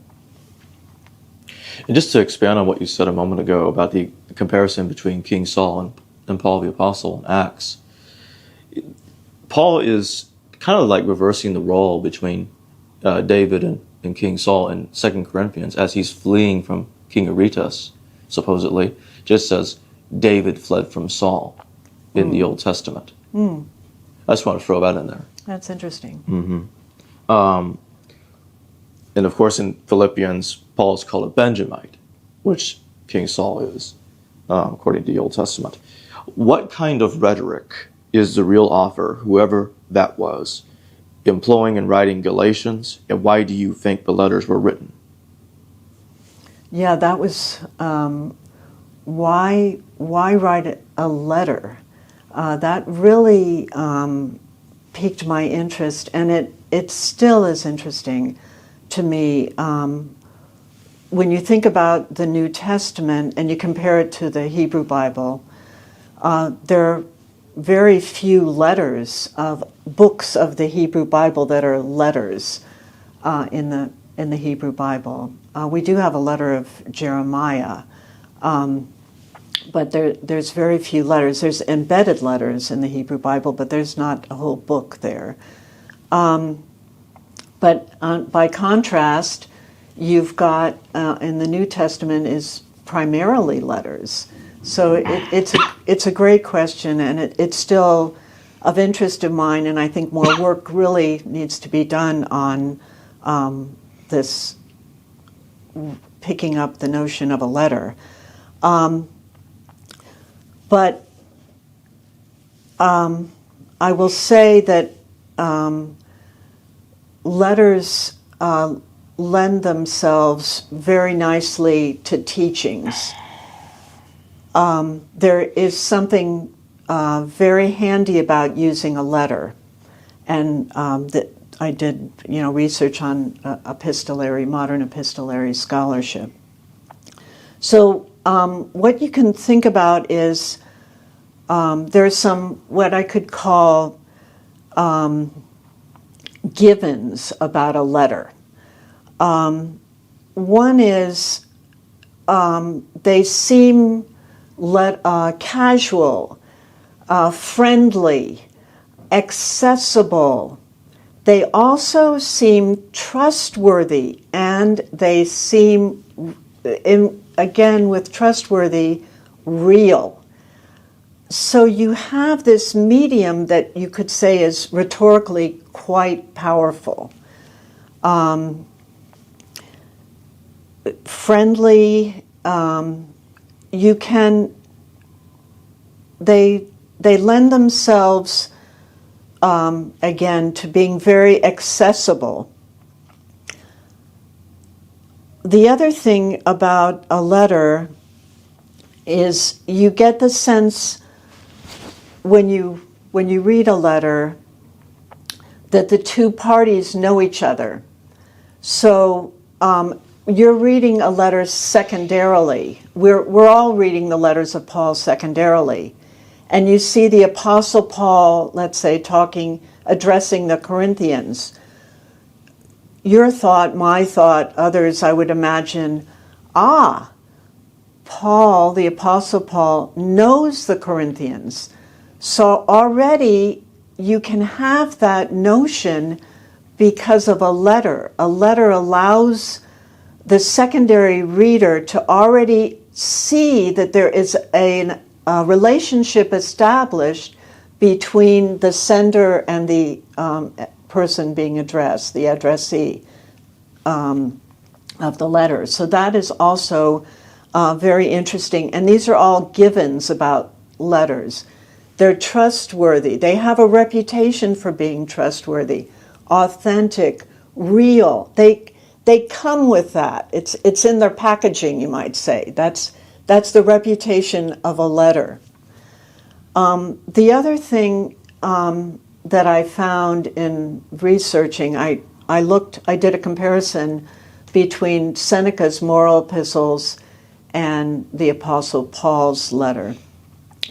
And we know, which was extremely handy actually, because we know that the moral epistles are all fictive. So there I'm in safe territory with fictive letters, and I have an epistolographer, a letter writer, who is manipulating the letter, and I can look at how he's manipulating the letter in a safe place, because I know they're fictive. I know his addressee, Lucilius, is fictive, so I can look at all of that. And then I can take that and see, are there parallels, or can I make parallels with the Pauline letters? So that's one of the things that I do. And what I discover is, this is something else that, a nice discovery for me, is that these epistographers were smart about this. Seneca knew he's writing fictive letters, but he had to keep up the fiction of a letter. And you can see how he's keeping up the fiction of a letter. First of all, each letter starts with Seneca to my Lucilius greetings. So each time he's making it a new letter, he's making a new relationship with Lucilius, which is very attractive for secondary readers. And all these fictive letters are aimed at secondary readers. The regular addressor, the dramatic addressor doesn't exist, right? So Seneca's writing to the person over there, the secondary reader, but he wants it to look like a letter. So he keeps talking to Lucilius. So I talk about sender-addressee engagement. Epistographers have to keep that up so that it keeps looking like a letter. And that's one of the things they do. So Seneca says, oh, I imagined seeing you yesterday, Lucilius. It was wonderful to think about you. And that keeps up this engagement, this letter-like engagement, meaning that people are going to read his letters. What are his letters? His letters are Stoic teachings. Seneca ultimately wants to teach Stoic philosophy, but he does it through this friendly medium of a letter, which is very interesting. The other nice thing about a letter is, again, epistographers have to keep the letter engagement going, and one of the other moves that they make is to put in what's called occasional discourse or concrete issues. They bring it back down to earth and say, oh, did you send me a letter yesterday? Seems like I heard from you. And that keeps up this fiction of a letter, that you have a real letter. Then that'll go on for one or two sentences and they'll say, you have to keep up your Stoic discipline. You have to really be concentrated on this. But they pepper it with these occasional remarks. And you can see the same things happening in the Pauline discourse. References to letters, that happens quite often. Little drops of mentioning another letter here or there. That can be seen as a discrete episode. Or I think these other things about the man who's sleeping with his stepmother. You get issues that segue into teachings, and that lends itself very beautifully in a letter format. It's interest. It's all about reader interest. It's what you're working at, and a letter allows that. Who is Clement of Rome? What do you make of First Clement, and did Clement compose the letter, and does it indicate Paul existed and attest his letters in the first century in any way? Well, that I do bring up First Clement. It's one of the letters I talk about, and Clement becomes important for my thesis. He could be, you might say, a spoiler in my theory that the letters are a collection of closer toward the mid-2nd century. And a spoiler because the letter First Clement does refer to Pauline letters, and that the traditional dating of the letter First Clement has been the end of the 1st century, around 96. So that's where it would be a spoiler, you might say. But in more, which is what I talk about in the book, is more recent scholarship dismisses that 96, the date of First Clement is 96, and much more easily can see it as a mid-2nd century letter. So it does not overturn then a mid-2nd century collection of Pauline letters. The fact that First Clement knows it can still be after the collection of the Pauline letters, once First Clement is moved later. But First Clement, I was looking at it again recently. It's very long. I don't know if you know First Clement. It goes on and on and on. I'm aware. Yeah, it kind of reminds me a little bit of First or Second Peter, but greatly stretched out much more.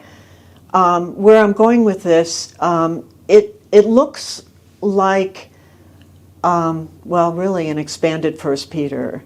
So already, with my leaning toward fictive apostolic letters, I would say that is just another manifestation influenced by the Pauline letters and First Peter, and then taking the letter even to a further manifestation of a very long letter with teachings and encouragements on moral behavior.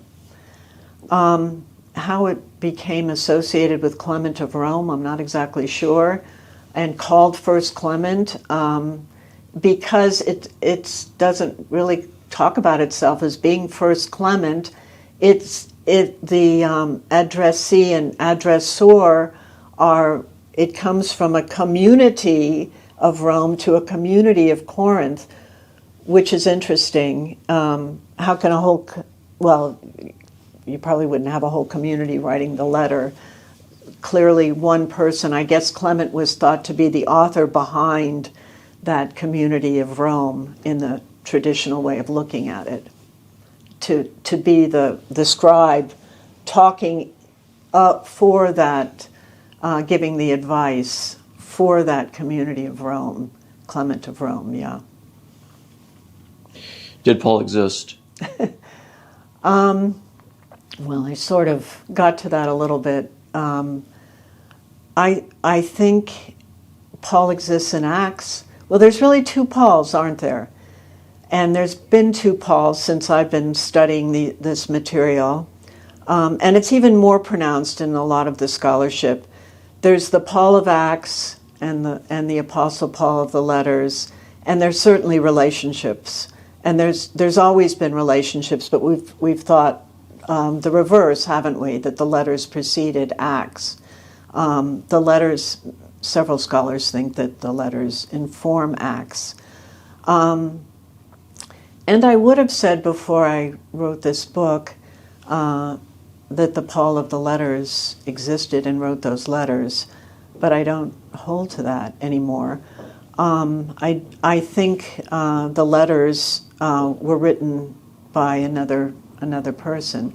So the Paul of Acts, I think, was a fictive Paul and has been a fictive Paul in scholarship for a long time. It was just the Paul of the letters who was writing letters as he's moving around to various communities. I think a stationary writer in a school, a known school, makes more sense of the letters and even the topics of the letters. As I said at the beginning, this question of the history of Paul, or the historical Paul, is a modern question. It wasn't there at the beginning. I think it's a question that emerges around the Enlightenment, and we're still thinking about that historical question. But look at all the importance of Paul without the importance of the historical Paul. I don't see a loss. I wonder, when you ask me this, are people going to think this is a loss for the religion, a loss for faith, or whatever? I don't see it as a loss. I see it as a gain, especially a gain for how we understand early Christianity. If this helps us to get a clearer picture of the emergence of Christianity, I mean, that's what I'm hoping for with this, that we can rethink how did it emerge? How did Christianity emerge? And I think the place of literature is important for this emergence of Christianity. I don't know if I answered your question. I hope I did. You did. Thank you. Why do you think the Pauline epistles were created? What was the purpose of them? The dramatic setting of the letters, however, assumes a different social situation, the life of the communities of faith. There's a conflict in the letters, just like there's conflict in Acts, but that comes from within the communities. That type of conflict implies, I think, a certain degree of conceptually, a stabilization around the message. What's more plausible? That an Acts narrator sees literally 5 words in a sentence, or small sentence, and decides, I think I'm just going to write this long story based off this one little sentence, and I am going to anchor it in this earlier mythic motif. Well, hello, everybody. Welcome to another video on the History podcast. And today I'm joined by Dr. Nina Livesey and also Derek Lambert from Mid-Vision podcast. And again, let's remind everybody that the link to purchase Nina's book, The Letters of Paul in Their Roman Literary Context, Reassessing Apostolic Authorship, will be in the description below in the pinned comment. And with that being said, Nina and Derek, thank you both for joining me today. Thank you, Thank Jacob. you. Thanks for the invitation, Jacob. And so we're going to be continuing the discussion about the later dating of Paul's letters. And to that end, I want to get started with my first question. What was the first of the clues that led you to conclude the epistles of Paul are 2nd century CE texts? Okay, thank you for that question. Well, there was a backstory. So it wasn't until after I determined that there was nothing really holding the letters to the mid-1st century, and there was a lot of research behind that, and that the letters were likely fictive based on my research, that I began to think about their dating. So I didn't immediately run to the 2nd century, in other words.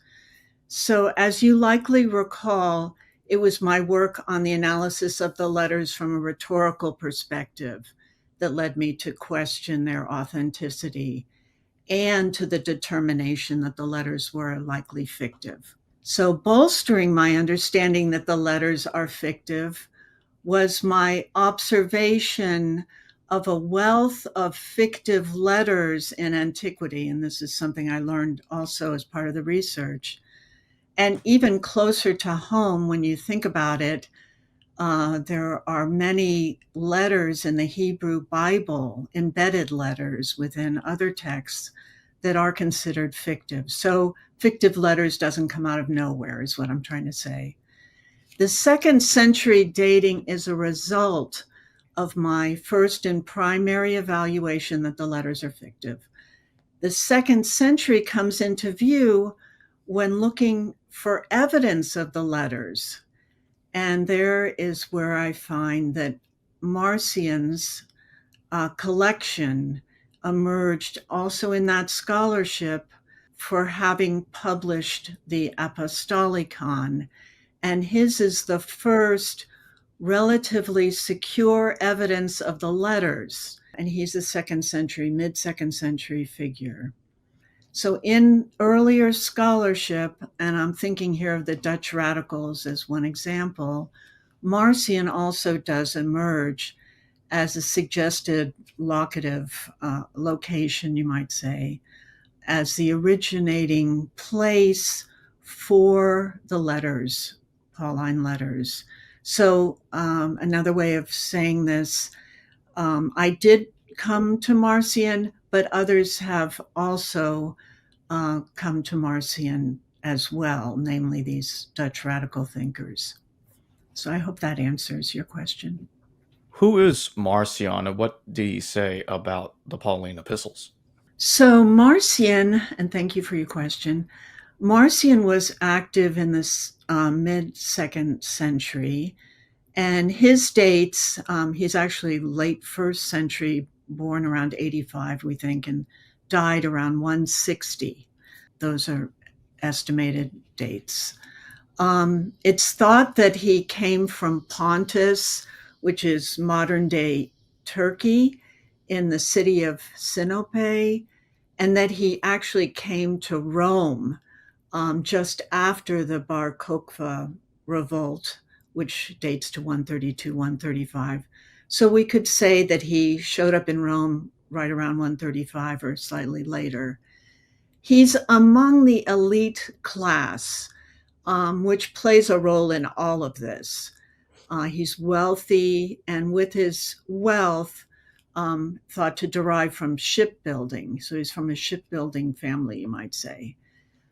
His social status and his wealth is suggestive, and this is where I think it's important, of someone well positioned to have been afforded the opportunity of a full education, something that required not just money, but time, leisure. It took all of the youth, like it does here, all of your youth till you're 18, let's say, graduating from high school, is devoted to education. But that wasn't the way in the ancient world. Only the wealthy were afforded that type of leisure, and you needed money as well. He also had social connections. So even to have that education meant that he had certain high place social connections.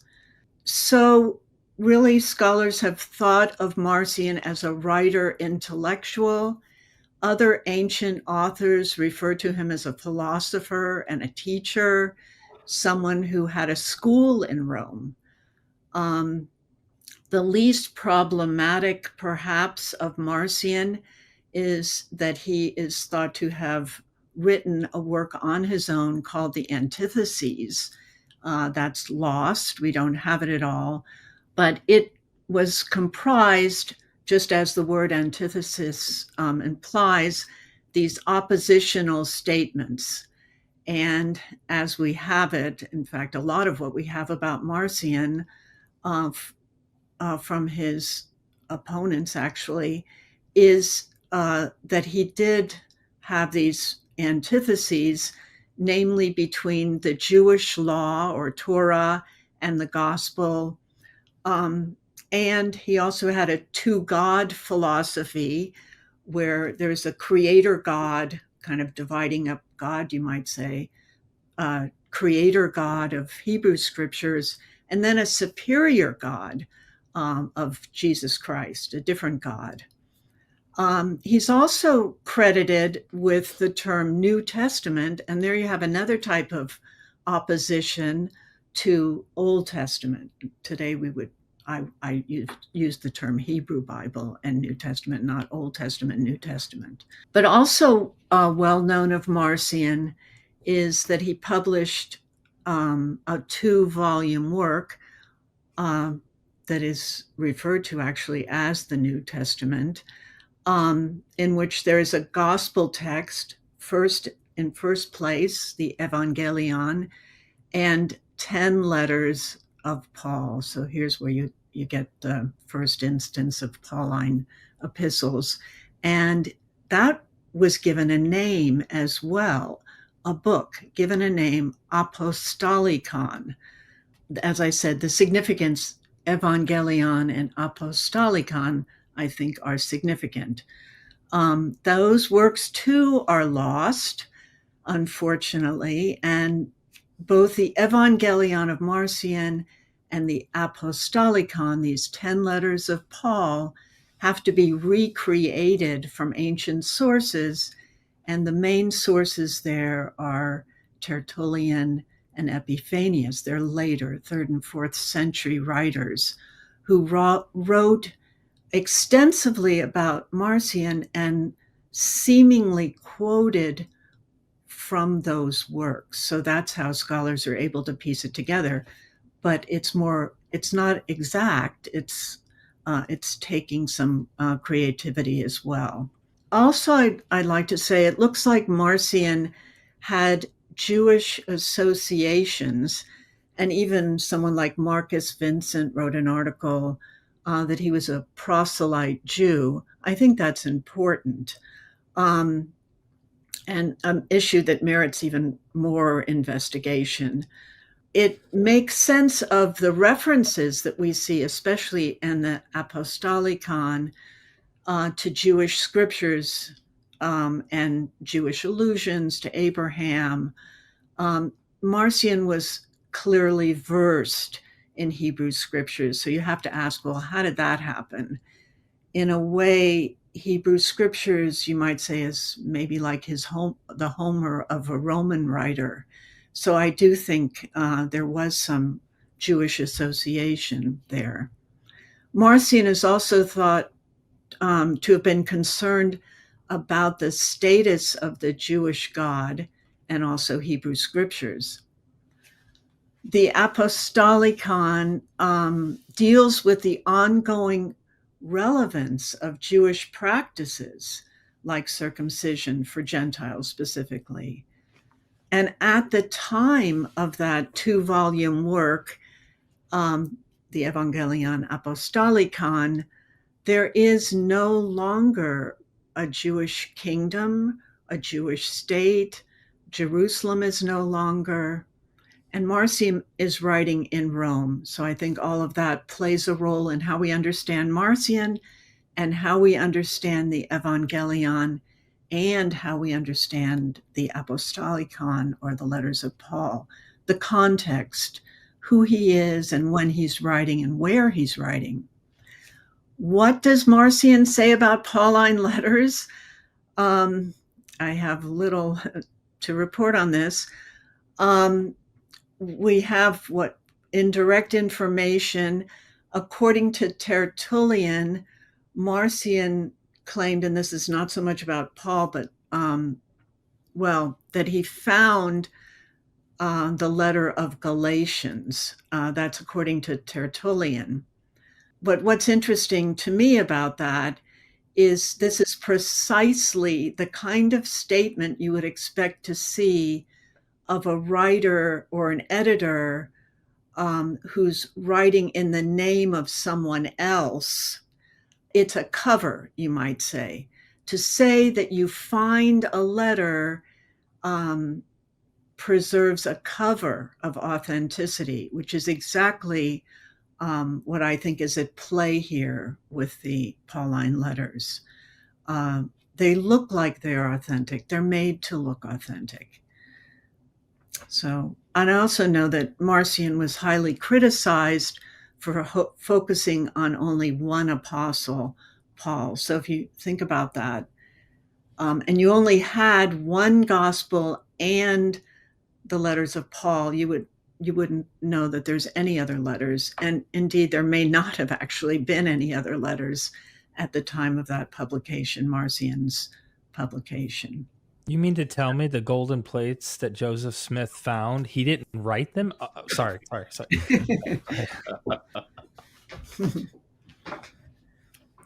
I hope that answers. Yeah, I certainly thought it did. Both and your previous answers, but that is interesting, isn't it? The Tertullian saying that Marcion found Galatians. Yeah, that is interesting. Did the canonical Pauline epistles come before or after Marcion's edition? Thank you. This is an important question, and I know it's being debated now. I have adopted the view that the canonical epistles succeed or come later than the Marcionite collection, and that the authors of the canonical letters add information and even add additional letters. And maybe I can back this up a little bit. Do issues raised in the sources shed light on this question? The Marcion and canonical versions differ with regard to the character Timothy. In Acts, and I'm going to move to Acts here just momentarily, Paul is seen to circumcise Timothy, accommodating to Jews. Yet Titus, mentioned in Galatians, is not circumcised. In Acts, Timothy is a Jew-Gentile figure, like a liminal character, who accompanies Paul. The canonical Pauline letters then pick up on Timothy as Paul's co-worker. He is also a co-sender of several canonical Pauline letters. Yet the Marcionite letters, at least from the recreations that we have, make no mention of Timothy. So there's a little difference there with the character Timothy. It looks like the canonical letters are being changed to be closer to Acts, whereas the Marcionite set of letters has an Apostle Paul who remains squarely and more firmly in disagreement with the Paul of Acts. Otherwise put, the Marcionite Apostle Paul has no need or interest in this liminal or transitional character, Timothy. It doesn't mention Timothy, it mentions Titus, right? For another, Marcion's letter to the Romans is shorter. It ends at at the end of chapter 14. It lacks the two final chapters that are in the canonical version. 15 and 16 are in canonical, but not the Marcionite version of Romans. I would say then that those two chapters are added, although modern and ancient sources, even Origen, claim that Marcion excised or deleted those last two chapters of Romans.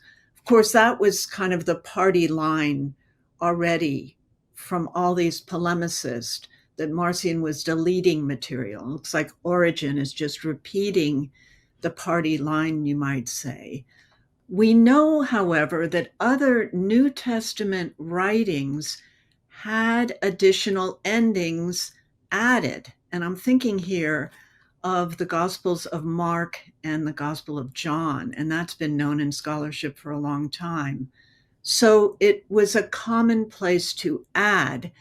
The reason given for those additions, and there's even been scholarship on why adding, a rationale given, it's to harmonize with other New Testament writings.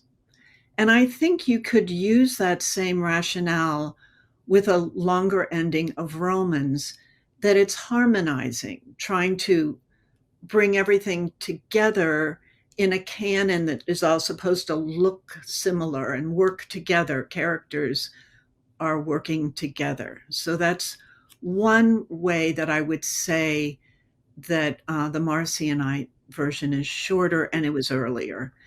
So I came across, and this may be applicable as well, this reference in Irenaeus, and I was looking at it just recently, and it may respond to this question as well. And it's a passage I cite in the book. In the passage, Irenaeus is criticizing the centrality of Paul for Marcion. Remember, I said Marcion's criticized because he only wants to deal with one apostle, Paul, or one character, really, Paul, with the letters. And so I'll just read a couple of lines here. Let Paul himself refute those who assert that he alone had knowledge of the truth, Paul, inasmuch as the mystery was manifested to him by revelation. For he said, Paul said, that one and the same God who worked through Peter for the mission to the circumcised worked also through himself for the Gentiles. And there Irenaeus is quoting from Canonical Galatians 2, 7-8. But what's interesting is when you look at the Marcionite recreated version of Galatians, that line about Peter is not there at all. So what is going on here? It looks like Irenaeus is making an argument against Marcion, but by means of a reference in a different version of Galatians. So it's kind of a dirty deal, you might say here. In other words, he's not playing fairly. So did someone else add to Galatians to assist Irenaeus in order to make that kind of a remark against Marcion? One could perhaps think that. So in other words, another possible way of saying that Marcion's work was earlier. Marcion's versions of the letters are earlier.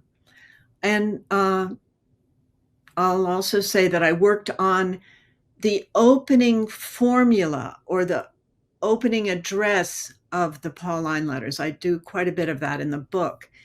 And so by comparison, however, to the Marcionite opening formulas, the canonical letter openings are more structured and formulaic. For canonical Romans, the opening is 7 verses long, and that is not in the Marcionite version at all. So it looks to me as though the individual's letters grew also stylistically and in conformity with one another, as another argument to say the canonical letters had more attention placed on them, and that to me makes it seem as though they're later. I hope that answers your question. How do the Pauline epistles parallel Greco-Roman epistolary writings? So in my book, I argue that the canonical Pauline letters do not conform well with common or everyday Greco-Roman correspondence, and I'm not going to go through that now. The everyday letters are thought to be occasional, ephemeral, here today, gone tomorrow. Pauline scholars, however, did compare Pauline letters to that type of Greco-Roman letter, and with little all-around success. But what I want to get across with the book is that Pauline letters have a comfortable home in what's known as pseudonymous letter collections. And it's that genre of letter that has even been characterized as very well known and very frequently used. But it's something that we're not taught. You know, graduate students aren't taught pseudonymous letter collections. It's rarely even considered. It's not considered, I would say, with regard to Pauline letters. So the first and necessary observation is that for them to fit with this category, pseudonymous letter collections, is that Pauline letters come to us as a collection. So, of course, the authentic perspective pushes against that notion because they're real letters. The authentic perspective doesn't think of Pauline letters as a collection. So the first thing one has to do is realize that the first evidence is as a collection. And then one is able to make these moves that I've made here with the pseudonymous letter collection parallel. So as a type of conceptual parallel, we have something similar to that collection of Pauline letters in Revelation, the book of Revelation, where we actually see a collection, but they're embedded letters. There's another parallel with those letters too, in that their addressees go to prominent cities. So there is some precedent, you might say, for the notion of a collection and even the notion of sending letters out widely. Those letters of Revelation were thought to go to the whole world when thought of symbolically. Pseudonymous letter collections, in contrast to Revelation, are standalone letters, and they're attributed to a well-known figure. And the collection gives that featured figure, in this case, the Apostle Paul, right, a solo voice, and they extend what is already known of that character.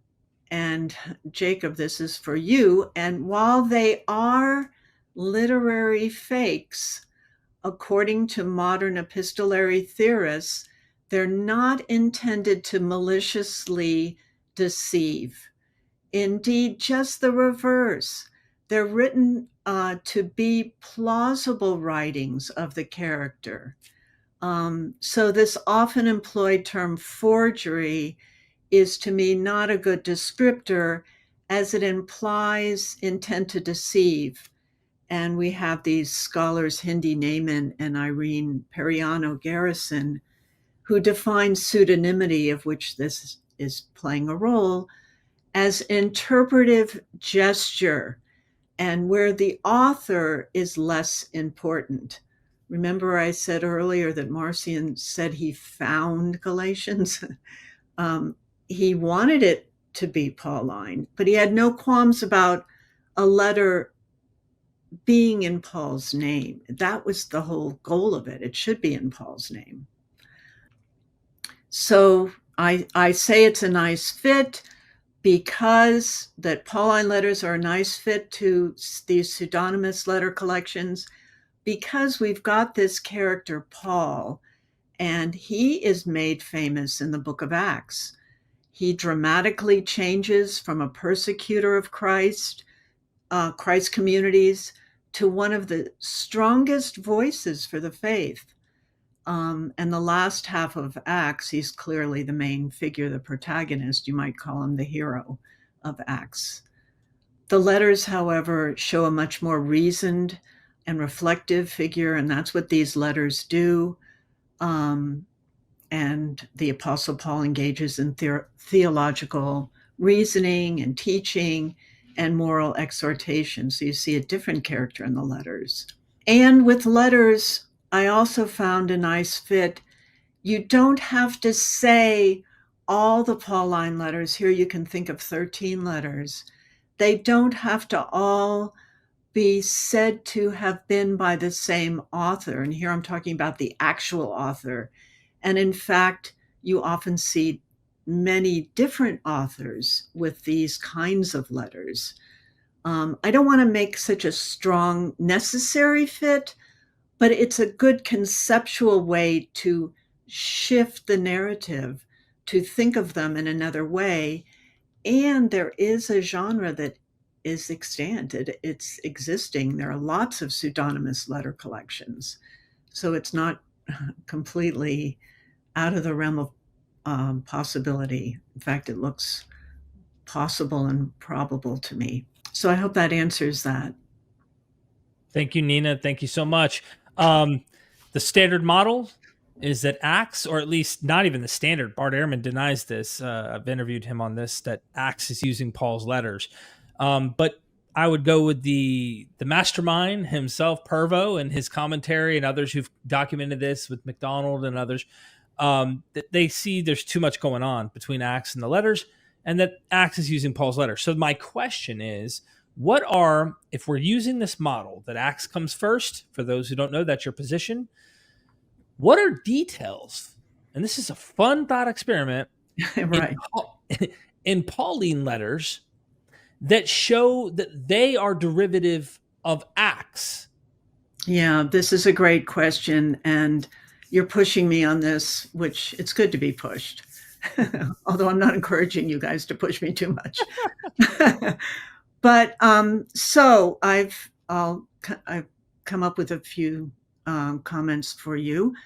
The first is, which I've already mentioned, the letters are ascribed to the Apostle Paul, and Paul is made known in Acts. So I could say that is number one.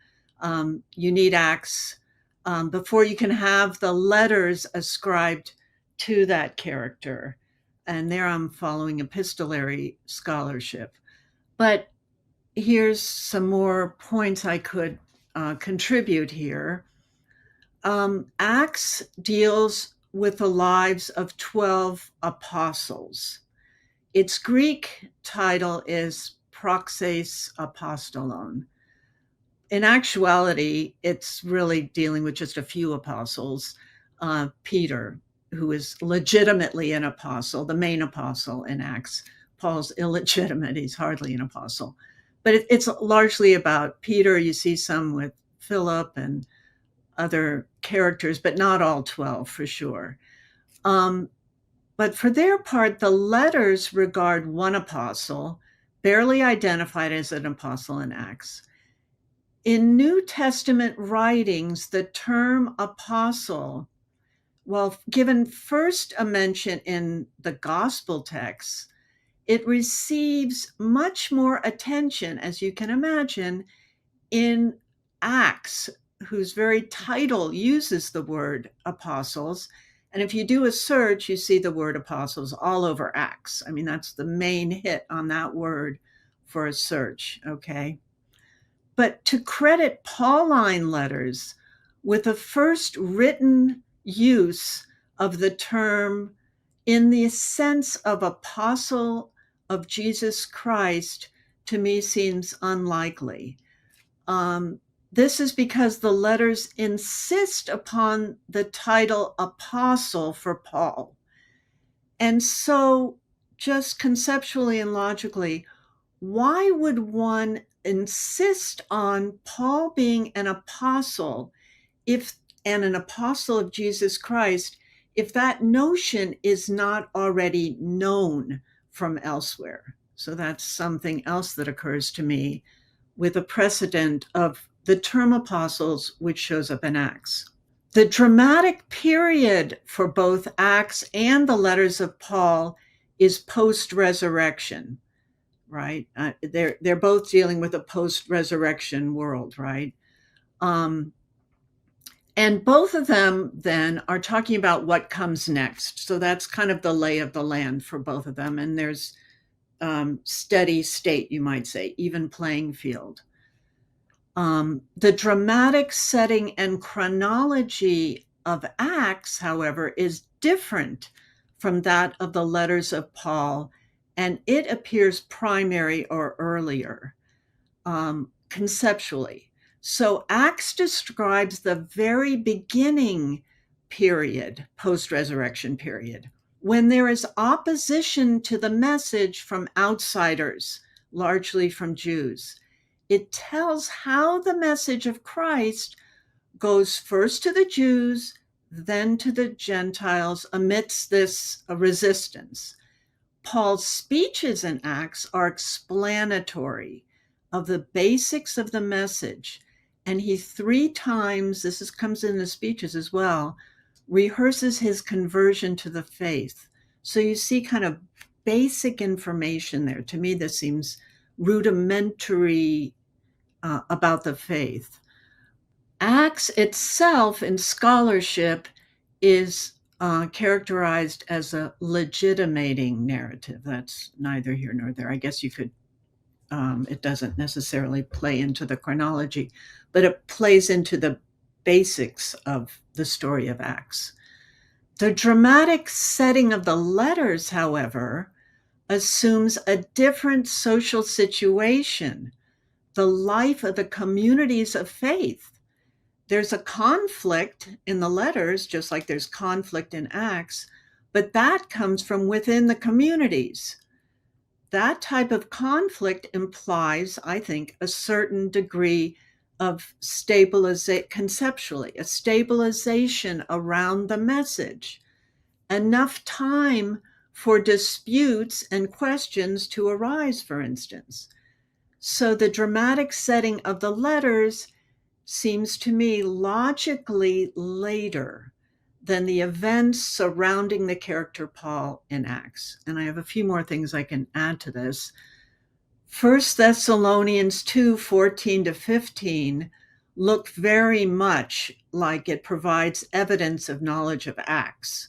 Those are only loose, those full verses are not necessarily in the Marcionite version of Thessalonians, but there is reference to persecution.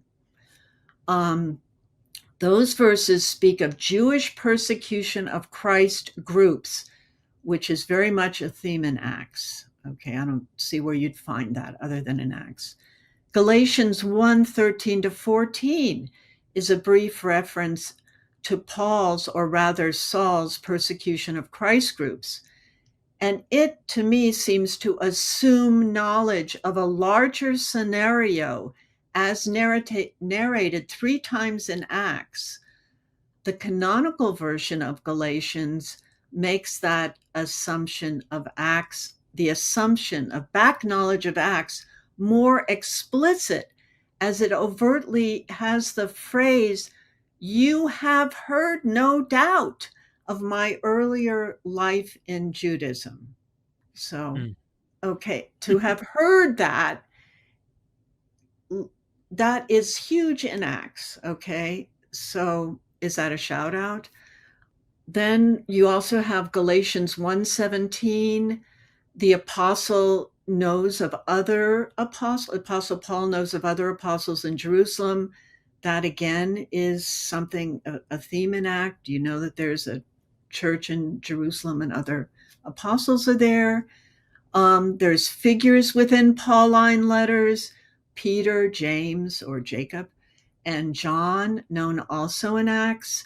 So one can ask the same question: how would the apostle Paul of the letters in the 50s, which is in the historical perspective on the letters, how would he have known those characters were it not for Acts or a gospel? The travel itinerary, this is my last comment here, the travel itinerary of the Paul in Acts matches the addressees named within Pauline letters.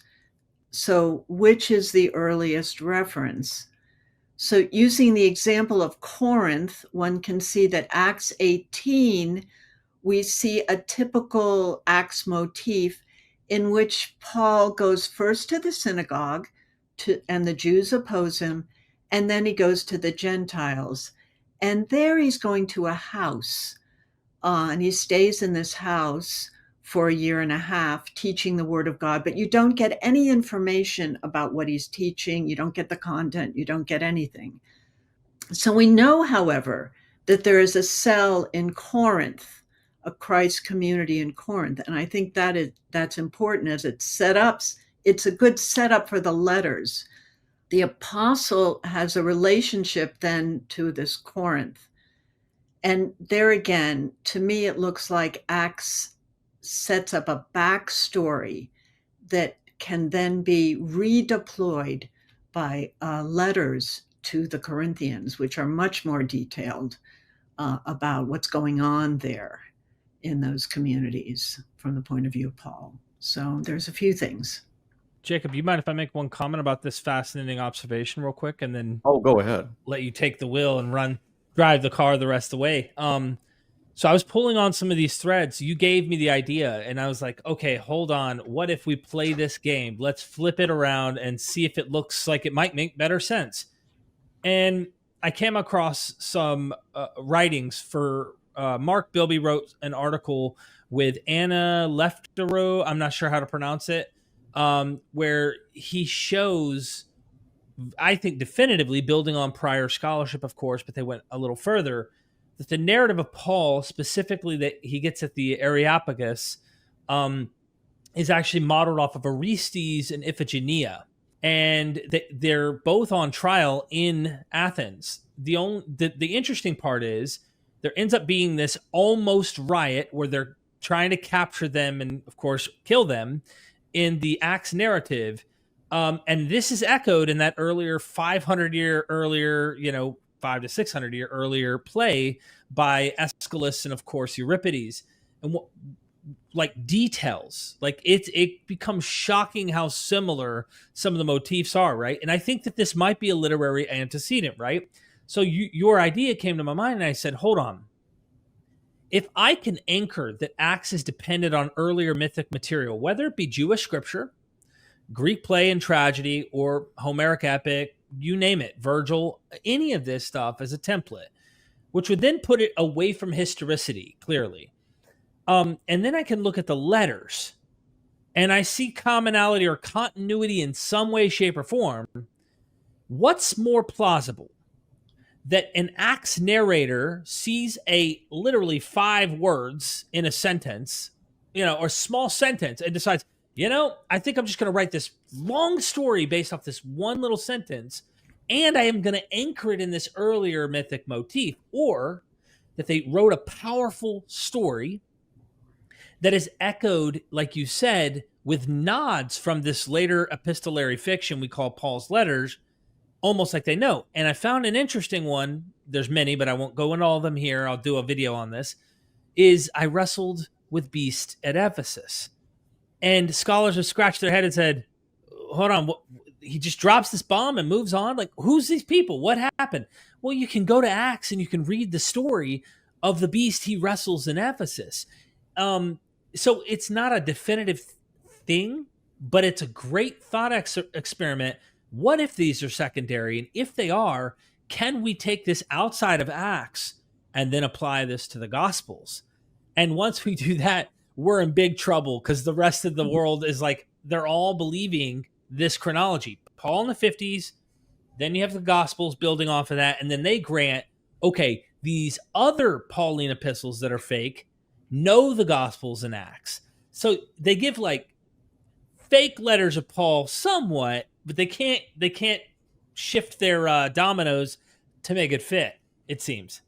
I don't know. Yeah, Acts is extremely interesting, how it's put together and all the allusions it's making. It's really fascinating, and I think it's very important to telling the story, right, of early Christianity. I mean, you have to think, where would you be without Acts?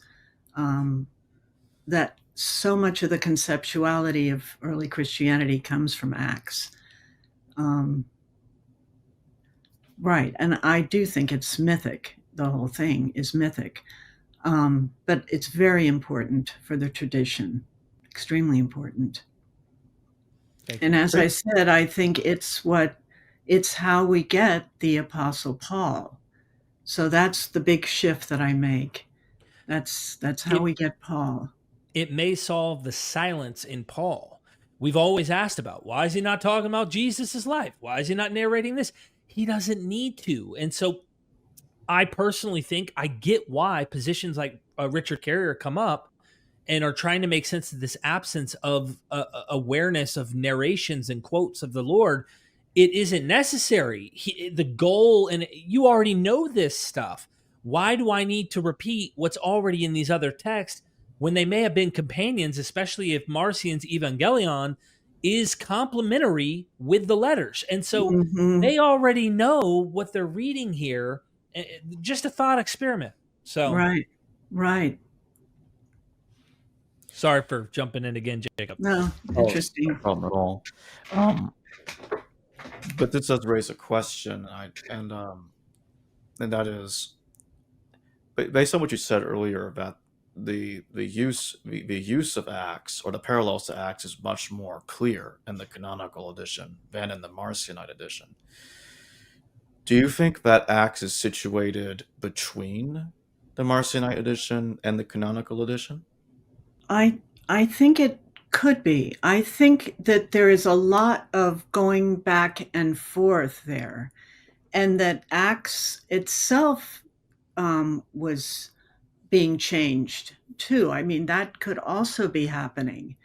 As I said, this harmonization, when you get to the actual canonicity or canonical versions, things are moving around. So I do see where Acts played a role in the canonical versions, but I also see where the letters are pulling from Acts. Marcionite letters are pulling from Acts.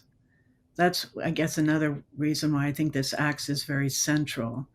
And it would make sense if you're trying to tell a cohesive story. You don't want to come up with brand new characters. You want to use a character that's already known, famous character.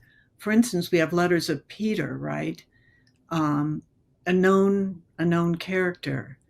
So there was something about writing in the name of Paul, because he's already there. He's an important person. So I don't know if that has answered your question. A roundabout way, perhaps, Jacob. I thought you did. Do the Pauline texts provide internal clues that they were written much later in time than generally believed? Thank you. So if we consider that the letters follow on Acts, and Acts is a 2nd century text, then yes, the letters themselves are later. As mentioned in the letters, Paul's an apostle, and this concept must have been developed before it could be used and have any kind of resonance in the letters. So there is something else, that notion of apostle. The letters also know of Christ resurrected, and they even know that a resurrection happened after 3 days. Okay, that information is known in a gospel text. Now, what I'm saying is perhaps controversial to historical perspective. But if we're thinking this is literature, okay, then that 3 days is there already in a gospel text. And it's given a life there, right? A story, what happens in those 3 days. The letters pick up on it. Repeating some of what I said, Paul's knowledge of figures, such as Peter, James, and John, those are mentioned in the Marcionite material, Marcionite letters of Paul. They also derive, so I think that's anachronistic as well, from either a gospel or Acts. And in the book, I don't mention a lot of that stuff in the book that I just mentioned to you here. In the book, I talk about another issue, and I try to place it socially in a 2nd century context, and that's the issue of circumcision. That's chapter 4. I go into that in considerable detail. So in the letters, there's arguments, and perhaps the canonical, I'll grant this, have more sophisticated arguments against circumcision than the Marcionites, but certainly they're there in the Marcionites. That issue of the non-necessity of circumcision is there in the Marcionites. That issue doesn't appear, I argue, in the book until these arguments against circumcision don't appear until the 2nd century. And we see that in things like Justin Martyr's dialogue with Trypho and the Epistle of Barnabas, so that the way circumcision is being discussed, to me, is a signal of a second century situation. It reflects a socio-political situation around the events of Bar Kokhba.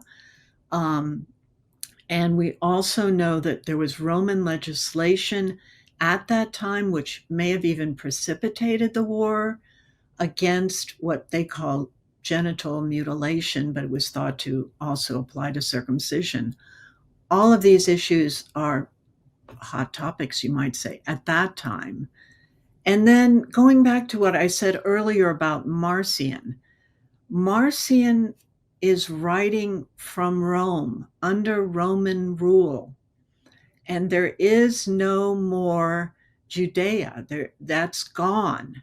So circumcision is already problematic, you might say. The Jewishness of it has become problematic, especially among Romans, right? So that's another way in which I say that those letters fit nicely in a second century context. If I may, Jacob, you brought this to my attention, just a cool comment in the thought process that we've been thinking in here, Nina. Jacob was one of the ones who really made me, I knew about this in the past, but he nails me on this all the time. He'll hammer it, right? And when you hear it repeated, it makes you think. And that is 1 Thessalonians 2, verse 16, right? We always emphasize this point in this verse that says, the wrath of God has come upon them at last, right? Who's it talking about? The Jews. What's odd, in my opinion, is really that's like the icing on the cake of, I think, nodding to recognition of the temple, and or at least even Bar Kokhba, you could say. I mean, it could be the combination of both, but is in their effort to keep us from speaking to the Gentiles so that they may be saved. The Acts narrative is all about this. In this way, and it's not just in Acts, you kind of get this at least hinted at maybe in the Gospel of John, even though like Matthew's mission's mainly toward the Jews, there is a lot of Gentile kind of nods throughout these Gospels, but Acts really narrates it, right?